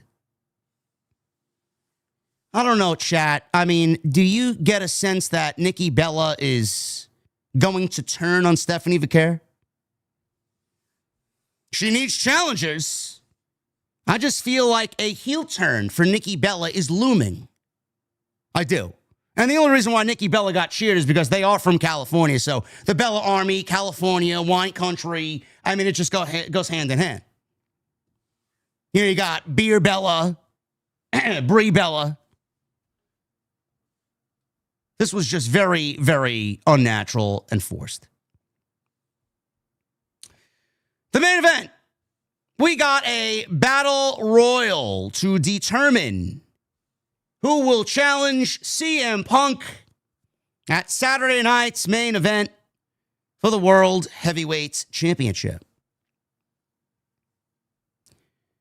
Otis, Rusev, Tozawa, Dragon Lee, JD McDonough, Finn Balor, Penta, Dominik, Ivar, Jimmy Uso, El Grande Americano, the Usos, Kofi Kingston, AJ Styles, LA Knight. They were all in this battle royal. CM Punk came out to join the commentary team, and it's always great to see CM Punk. Here's CM Punk on commentary. Otis and Rusev had a standoff at the top. Rusev eliminated him after they went meat for meat. Pause. But CM Punk mentioned that there was a lot of meaty men in this battle royal. Pause. Again, twice. Dos. Dos pause. Just reiterating what CM Punk said. So Rusev eliminated Otis. Rusev booted Tozawa, tossed him over the top rope. Dragon Lee went for a springboard. McDonough and Balor caught him, sent him to the floor. Goodbye. So they lost the tag team titles, but then they eliminated the guy that beat them for the tag team titles. So I guess it works out. Penta and Rusev brawled on the apron. Dominik Mysterio shoved them both out to the floor and eliminated both. We go into a commercial. Ivar was with Jimmy Uso in the corner. He had AJ and Jimmy. Big splash in the corner on both of them. Sheamus and Ivar had a little thing in the middle of the ring here. They battled onto the ring apron. Sheamus gave him a white noise, and that eliminated Ivar. El Grande Americano then loads in the steel plate under his mask. Usos tried to punch him in the face. Didn't work. Dominik is in there with El Grande Americano. They had no interaction whatsoever. Usos gave him a 1D eventually and tossed Americano over the top rope. None of the other Americanos were out there to help him. Sheamus tried to eliminate Mysterio, but Balor and McDonough saved him. Sheamus eliminated McDonough and Balor, and then Kofi He's in there. He eliminated Sheamus. So we're getting some rapid-fire eliminations here. Sheamus brawled with McDonough and Balor. And all of a sudden, all of the referees are attending to, because I think there were like 2 or 3 referees on the outside. They were all attending to Sheamus, who got eliminated by Kofi, brawling with McDonough and Balor because they aided in Sheamus getting eliminated. He gave them a 10 beats of the Bodhrán. They did not like that. Crowd loved it, though. So with all the referees now attending to this Pier 6 brawl on the outside with Sheamus, McDonough, and Balor, all of the officials actually missed AJ Styles eliminating Dominik Mysterio because they were too busy walking these other 3 guys up the ramp and into the back. So when they took care of that situation, they all came back to the ring to see Dominik was never eliminated, and Dominik was in the ring, and Dominik eventually eliminated AJ Styles. AJ, Kofi, LA Knight, Dominik, the Usos. Kingston monkey flip Styles across the ring. Styles dumped Kingston on the ropes. It looked like Kofi took a nasty fall, might have hurt himself. I don't know. So not only did Stephanie possibly get hurt, Kofi might have actually got hurt here. He's eliminated by Styles. LA Knight blocked the Styles Clash from not Dragon Lee. Knight blocked a Styles Clash from AJ. Jey Uso and LA Knight did the yeet yeah punches with Jey Uso dangling from the apron. Jimmy made the save with a super kick. So Jimmy already saved Jey from elimination once. This was the second time that Jimmy saved Jey in the match from getting eliminated. I thought actually it might have ended up being Jimmy and Jey in the end. Looks like that was the narrative that they were going with. AJ went for a springboard on the Usos, but they double super kicked him and eliminated him. So I messed up. It wasn't Dominik that eliminated AJ, it was the Usos. So Jimmy and LA Knight battled against the ropes. Jey Uso dumped both Knight and his brother Jimmy. Jimmy is upset, and Jey wins by tossing Dominik out for the final elimination and wins the Battle Royal and becomes the #1 contender to wrestle CM Punk at Saturday night's main event for the World Heavyweight Championship. So Jey Uso dumped both LA Knight and his brother Jimmy, who were battling on the ropes, saw a moment where he lifted both of their legs and dumped them both over the top rope. Jimmy was irate. He was so mad at Jey Uso. Fans were cheering Jey. Oh, they didn't even give a fuck about Jimmy's displeasure. They didn't give a fuck about Jimmy's anger. Everybody was just doing this. They were doing the yeet. Anything goes in a battle royal, so it falls within the boundaries. Every man for himself. After the match, CM Punk stood in the ring with Jey Uso, and that's the main event for Saturday night's main event for the vacant World Heavyweight Championship.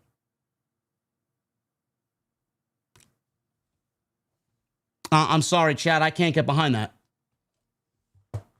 I can't get behind that. I know we did our best to kind of bring a real-life aspect to it on why Adam Pearce didn't want Bron Breakker and Bronson Reed in the Battle Royal, or at least Bron Breakker anyway. But it just feels like they made a mistake by playing it safe again. Like, I don't understand how you have everyone, hoo, hoo, hoo, barking every week. The guy looks like $1 million out there with Paul Heyman. You just made this new group with the potential to add new members around these guys. It just feels like you should have put the belt on Bron Breakker and have him run slaughter on everybody, including Punk, which would lead to War Games. I don't understand. Like, I don't want to see Jey Uso or CM Punk win this fucking secondary title. Jey Uso, we've been there, done that. I don't want to see that on Monday night again. I don't think that they turn him heel. I'm not interested in a heel Jey Uso. I'm not interested in a heel Jey Uso versus a babyface Roman. I'm not interested in a heel Jey Uso versus a babyface Jimmy. I'm not interested in Jey Uso running the Vision. All of these options are awful. Every one of them. On the flip side, I don't want CM Punk to win his first major world championship, which he already won at SummerSlam for 5 minutes. I don't want to see him win the World Heavyweight Championship, all because now Seth Rollins is out of the picture legitimately with an injury. Rollins isn't there. Let's give it to Punk. If that's the case, we're 6 months before WrestleMania. Why don't you just save it for something that actually matters? Why don't you save it for something that is important? I hope to God that they blow up this main event on Saturday, being that it's just a Saturday night's main event. They could probably get away with a non-finish. They could probably get away with a multitude of fucking interferences and a fuck finish that leads us to War Games. CM Punk is better than the World Heavyweight Championship. The World Heavyweight Championship is better than Jey Uso. I don't know why we didn't put it on Bron Breakker. For a company that is labeled as safe, for a creative team that is labeled as safe, who take no risks, it looks like they were turning that corner and then right back to fucking yeet. If anything, you should have had LA Knight. LA Knight win the fucking Battle Royal. At least at that point, it would have given his fan base a little something to fucking have hope in. Talk about Roxanne Perez losing. LA Knight is forever a loser. Yes, I hope Braun causes a DQ. I do. I hope the Brons cause chaos and leave everybody wasted. Thank you guys very much for a very, very good stream. Appreciate you guys. Let's get into your super chats tonight. Once again, follow me on social media. At JDfromNY206, Twitter, Instagram, TikTok, and Cameo. Hit that subscribe button down below. Turn on the bell for notifications. Go check out all the great content on the channel. We have uploaded 2 straight weeks of content. Extras and live streams mixed in. And we're rocking and rolling to the end of October, man. So go check all that stuff out. And today, we uploaded that great video on the main event of Wrestle Dream and all the criticisms that Wrestle Dream had and how AEW can't handle none of them. Hit that thumbs up. 15 more likes for 800. We had 2,300 plus in here on a Monday night. And make sure you guys get those super chats in. We're going to read through them in just a second. Once again, thank you to my great sponsor tonight, mybookie.ag. Use that promo code JD. $500 in bet back bonus. Up to $500 with the bet back bonus. So make sure you guys take advantage of that, man. We got the World Series coming up. We got college football, NFL, and more all season long. I want to thank MyBookie for once again sponsoring the podcast right here on Off the Script. Once again, that's mybookie.ag, promo code JD. So take advantage of that great offer. Super chats. Let's get them on in here. I'm going to read through them, and I'm going to jump on some Battlefield until I get sleepy. And then get ready to deliver a great Tuesday Night Titans with the Solid Monster tomorrow. Hardcore Kevin. Normally, it's Michael Krause first. Tonight, it's Hardcore Kevin with a $5 super chat. Hey, JD, thank you for tonight's stream. I got tickets to Raw next week. Can't wait for your review on October 27th. Be safe and God bless. Yes. Next Saturday, Saturday night's main event. We're starting November off hot. Hopefully, there's very little commercial. Michael Krause. There he is. $2 super chat. JD OTS, best of the best, is here. Let's go. Yeah. Thank you, Michael. WrestleMess with the 10 months. I feel like if Omega was in WWE, Dragon Lee's music would be his. That would be awful. That just sounds awful.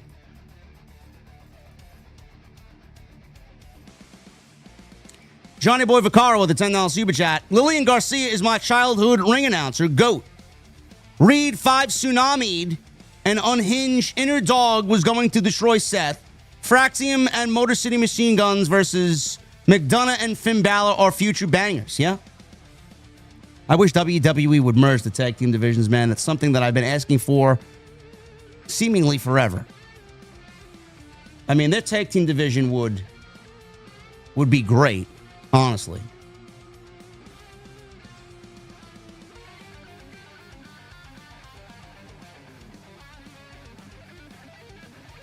Johnny Boy Vaccaro also with a $5 Super Chat. World Heavyweight Tag defended with 2 defenses in 111 days. Oh shit.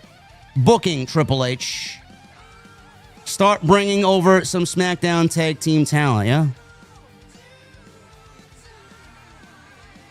I agree. Captain Solo with a $5 Super Chat.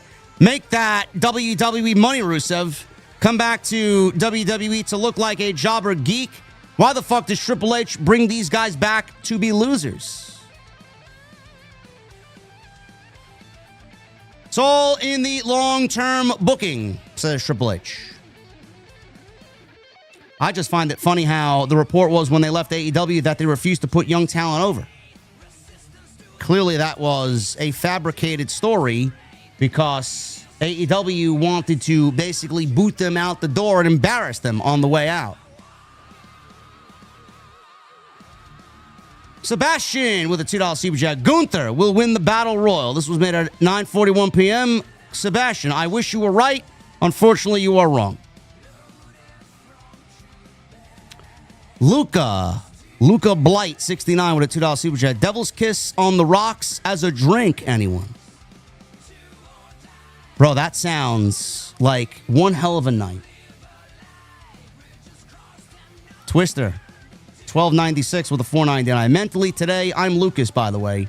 I have not been doing well. A heartless man told me I should end my life today because I'm ugly.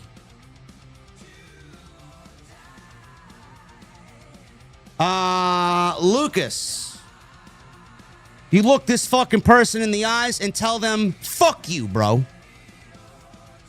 That's what you gotta tell him. Fuck that guy. It's ridiculous. Emoji Matt with a $5 Super Chat. My wife had a car accident today while listening to Adele. You could say she was rolling in the Jeep. Bro, I don't get this joke because I don't listen to Adele and I don't know any of her music. So I pardon my lack of intelligence when it comes to this.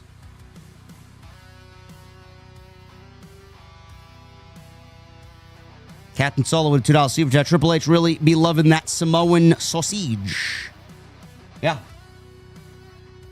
Yeah. He loves it. Boss Mo Jackson with a $4.99. We are crowning a new champ soon, and I'm glad. I grew tired of Rollins. We need something fresh. I prefer LA Knight. I'm fine with Punk or Uso. OTS for life. Well, I'm not okay with Punk or Uso. I love Punk, but Punk and Cody is your direction for WrestleMania, not the World Heavyweight title.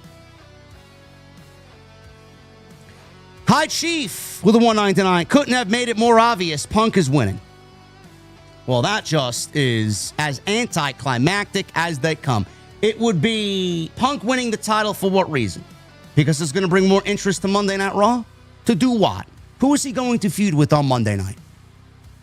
Gunther? Breakker? He just might as well have given it to Breakker. Have him hold it till Mania and build a match with Breakker and Roman. Done. It does not need to be complicated. Twister with a $4.99. I completely get that. It's for the story. I completely get it. But, man, how many times are we going to see Mid-Uso get a World Heavyweight Championship shot? It's so tiring.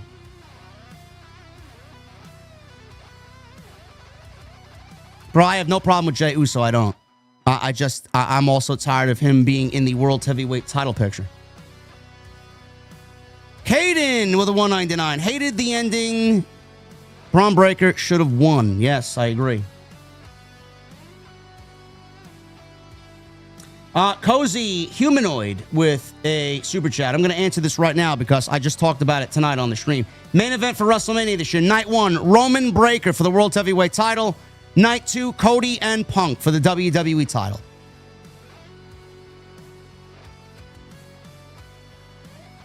Loving the energy, guys. Keep this shit up. Zeno Zero, the 5. JD, I argued with a British guy today. Had to remind him who won the Revolutionary War. I noticed he got mad quiet. Yeah, they don't want to run it back. Well, you tell him, bro. You tell that motherfucker.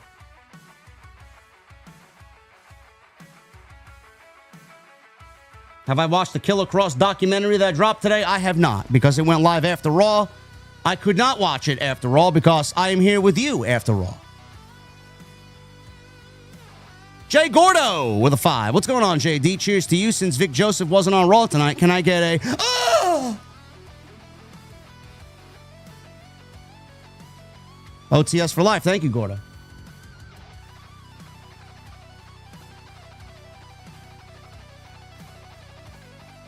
Michelle Moran with a $5 super chat. What if the Brons attack both men at Saturday Night's Main Event and we get no champ? I don't see Punk as champ until WrestleMania, and Jay had his moment. Please. Not Brock or Roman. I thought Brock would have actually showed up in the Battle Royal tonight. I thought Gunther would have showed up in the Battle Royal tonight. We got Gunther and Punk again. I hope that's the case. I hope they cause chaos and we get no champion crowned. That's why I'm kind of low-key hoping that they went with the simple Battle Royal tonight, because it was the laziest option, knowing that they would give us a false finish or a fuck finish. Michael Krause with a 2. It really sucks that LA Knight never gets a shot. I'm a big LA Knight guy, bro. If they were going to go and do one, it should have been LA Knight. Illuminati with a 2. Another solid outing from Maxxine. Yeah, it was all right. It wasn't better than the last effort, but it was all right.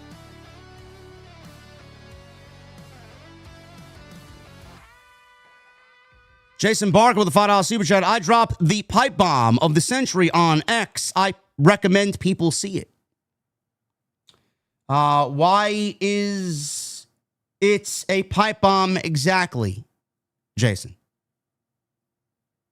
If I could recommend something to you,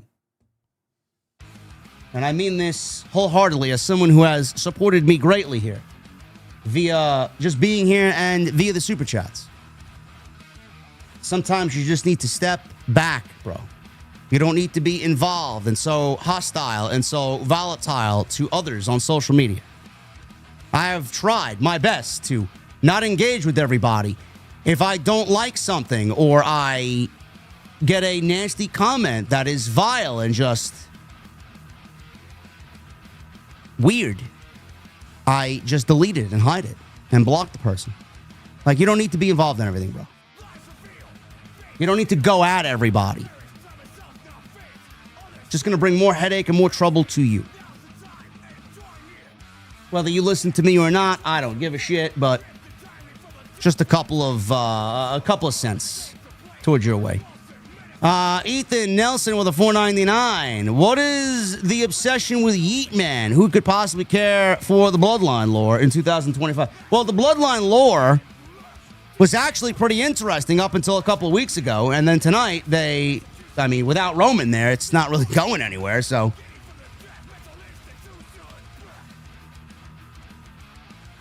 Baltimore Jackson with a $4.99. AJ Lee, best for business. I'm sick of Judgment Day. I'd rather see Finn back in a singles program.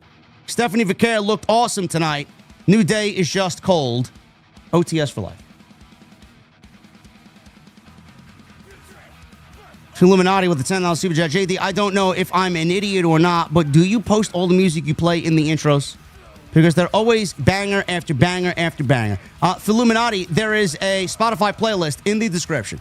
I don't know when I last updated it, but I will do my best this week to update it with some of the current songs that you're hearing. So anybody that wants to hear the songs, there is a Spotify playlist. And a couple of extras that I can't play on the stream, though I would love to, in that playlist.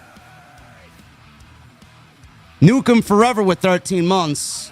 Do the right thing, WWE. Let Nakamura beat Tanahashi's final opponent at Wrestle Kingdom in January. Stick it to Tony's ego and AEW. I think they would allow him to do that. Yeah, they should. For Illuminati with the $5 super chat. Only thing I can think of with Jey Uso winning is that they're playing into a serious story between Jimmy and Jey with Roman at some point. You're probably right. I would just like Roman to be on television so that they could tell that story in a more meaningful way instead of him being absent.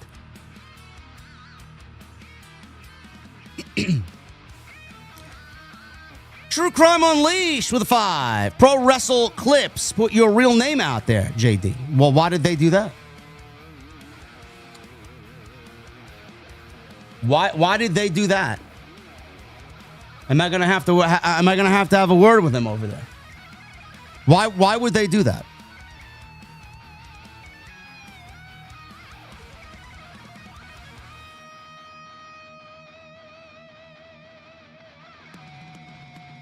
What video was this? Hey, Jobson with the 5 months. J and J's won tonight. OTS fam, let's fucking go. ALCS series was entertaining. D. Arnold beating the Texans. Bills Mafia, they discovered a calico lobster this weekend.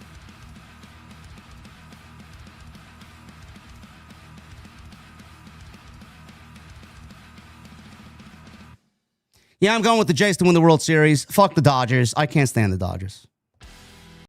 Melee King Sidro with a $5 super chat. Olympic wrestling is the only time there is a clean and jerk. In every other case, it's the other way around.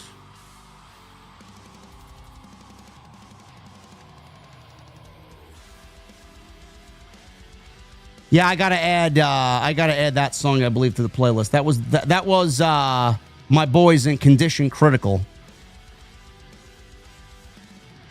Love me some thrash metal, bro. Joseph Taylor with a $2 super chat. Raw was a 5 out of 10. Nax, thank you for the $100 super chat, brother. Appreciate you being here. Based CLC with a $4.99. Hey, JD, I hope I'm not too late. Just got off work. I've loved your work this past week. Cheers. Thank you, Based. Anthony Vagonis with a $9.99. Not one person asked for Jay. LA Knight, Bron, what is this company doing? One of the most deflating and awful endings in years. Jinder Mahal, levels of awful. Bron DQ at Saturday Night's main event, or Jay wins by cheating. Bro, I can't stress it enough. Jay should not win the title, neither should Punk. Whoa, JD, don't hate the Dodgers. You want me to hate the Dodgers? You don't want me to hate the Dodgers with their fucking $500 million payroll because we absolutely need a salary cap? The Dodgers single-handedly, along with the Mets, are driving baseball to maybe not even be a fucking thing in 2027.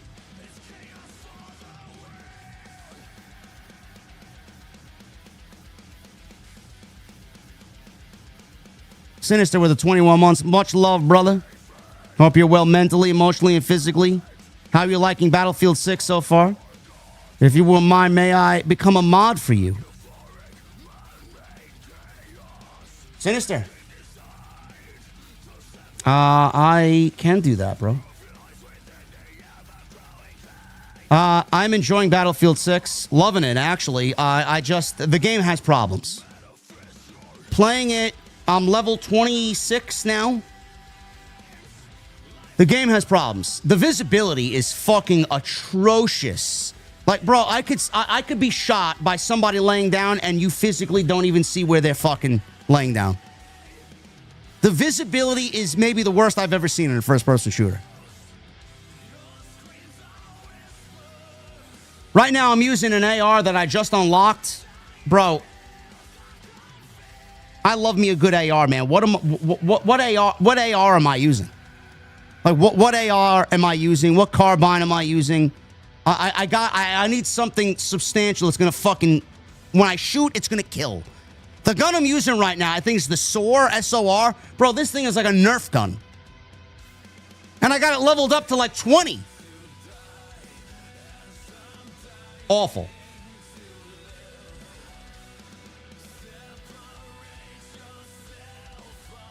Anthony Vagonis with a $9.99. Saturday night main event garbage. I will be at the pub for my buddy's birthday. H needs to put his personal bias against Knight away. Knight to Bron. Bron to Roman. Jey Uso, you kidding me? Give me a break, as you say, JD. Yes.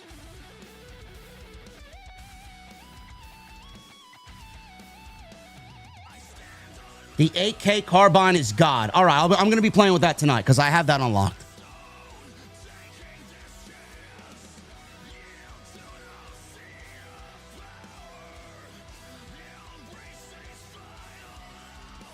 Vinny P with a $1.99. AJ Lee on that Roman Reigns schedule. Yes.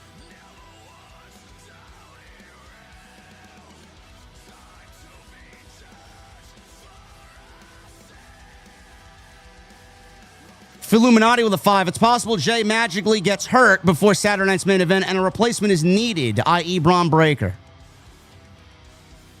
Listen, bro, I hope something's planned. I know Jason and I are going to talk about this tomorrow, but I hope that is at least an option.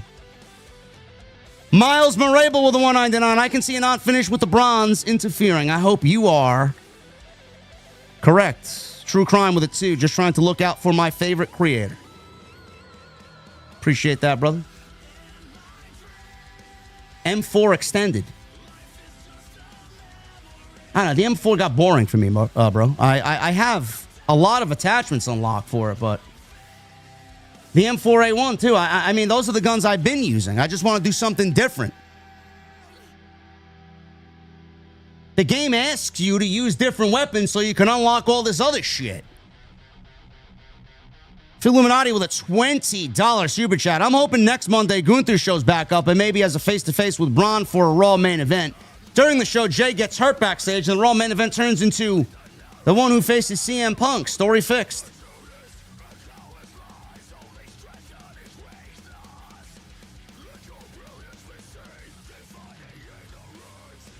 You want my thoughts on Monet winning 12 belts? All you need to do is listen to my Wrestle Dream post show with Jesse. We talk about it there.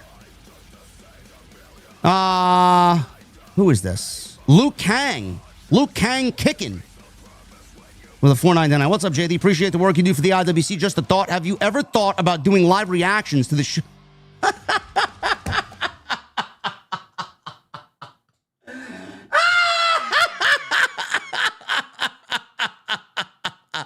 Oh, man. Chat, what do we think of live reacting to the shows, man? What do we think about that, man? I'll leave that to the fake reactors over in the community, man. They got that whole genre locked down, bro, with their fucking audience of 80 every single Monday and Friday, man. Gotta love it. Gotta love it. Thank you, Luke Kang. Thank you for the comedy, bro. I appreciate it, man. I needed a laugh tonight. I needed a laugh. Emoji Matt with a $5 super chat. In honor of Sidro, my wife was driving today and was listening to Adele when she flipped the car. You could say she was rolling in the Jeep. I don't get it. I don't understand it. Like, he posted it twice. I didn't get it the first time. Emoji Matt with a $2 super chat. Shoot, the wrong joke posted twice. Sorry, oh, okay.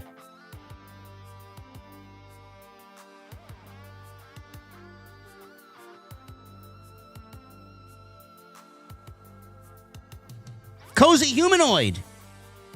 Thank you for the super chat, Cozy Humanoid. I answered your question earlier. Bron Breakker, Roman Reigns, and CM Punk, Cody Rhodes. T-Bray with a $1.99. Where do you find all this badass rock music? Through years and years and years of listening to rock music, I have my eyes and my ears to the ground when new music comes out.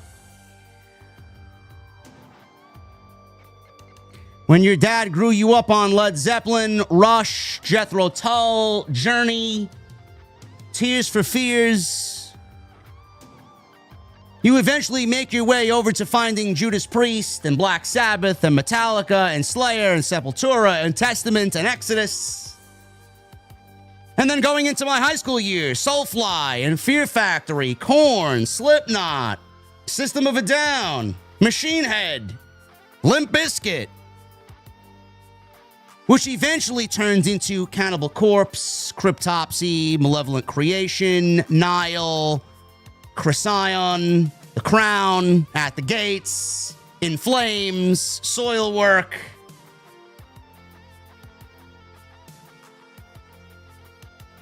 You know. Nax with a $10 super chat. I find it funny how all these wrestlers try and jump all over you on social media, yet people they respect, like Cornette, are 10 times more critical than you. They know you hold power in your words. OTS for life. Nax, from what I understand, Jim Cornette is off limits to the AW locker room. They are not to utter anything to Jim Cornette. Everybody else is free game.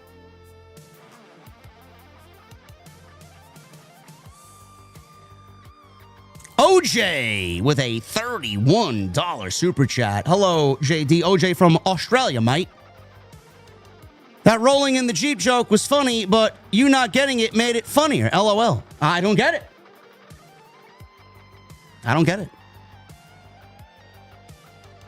JD25 with a $4.99. After hearing that speech from Heyman, I'm wondering how much of a long game they're playing with Bron Breakker. What are they waiting for exactly?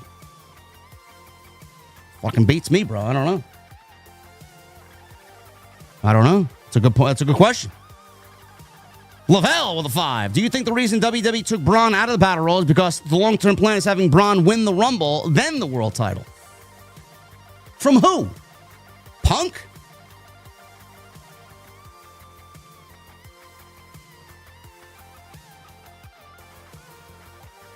Ass Eater Peter with a $5 super chat. Give Knight the title and let him feud with Bron for a few months, eventually losing the title to him.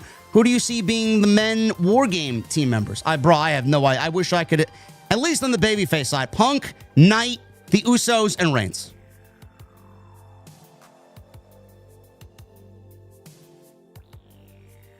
The heels, Bron Breakker, Bronson Reed, question mark, question mark, question mark. Captain Solo with a $5 super chat. You would think LA Knight yeeted Stephanie McMahon the way he's been treated by Paul Levesque. Yeah. I don't know.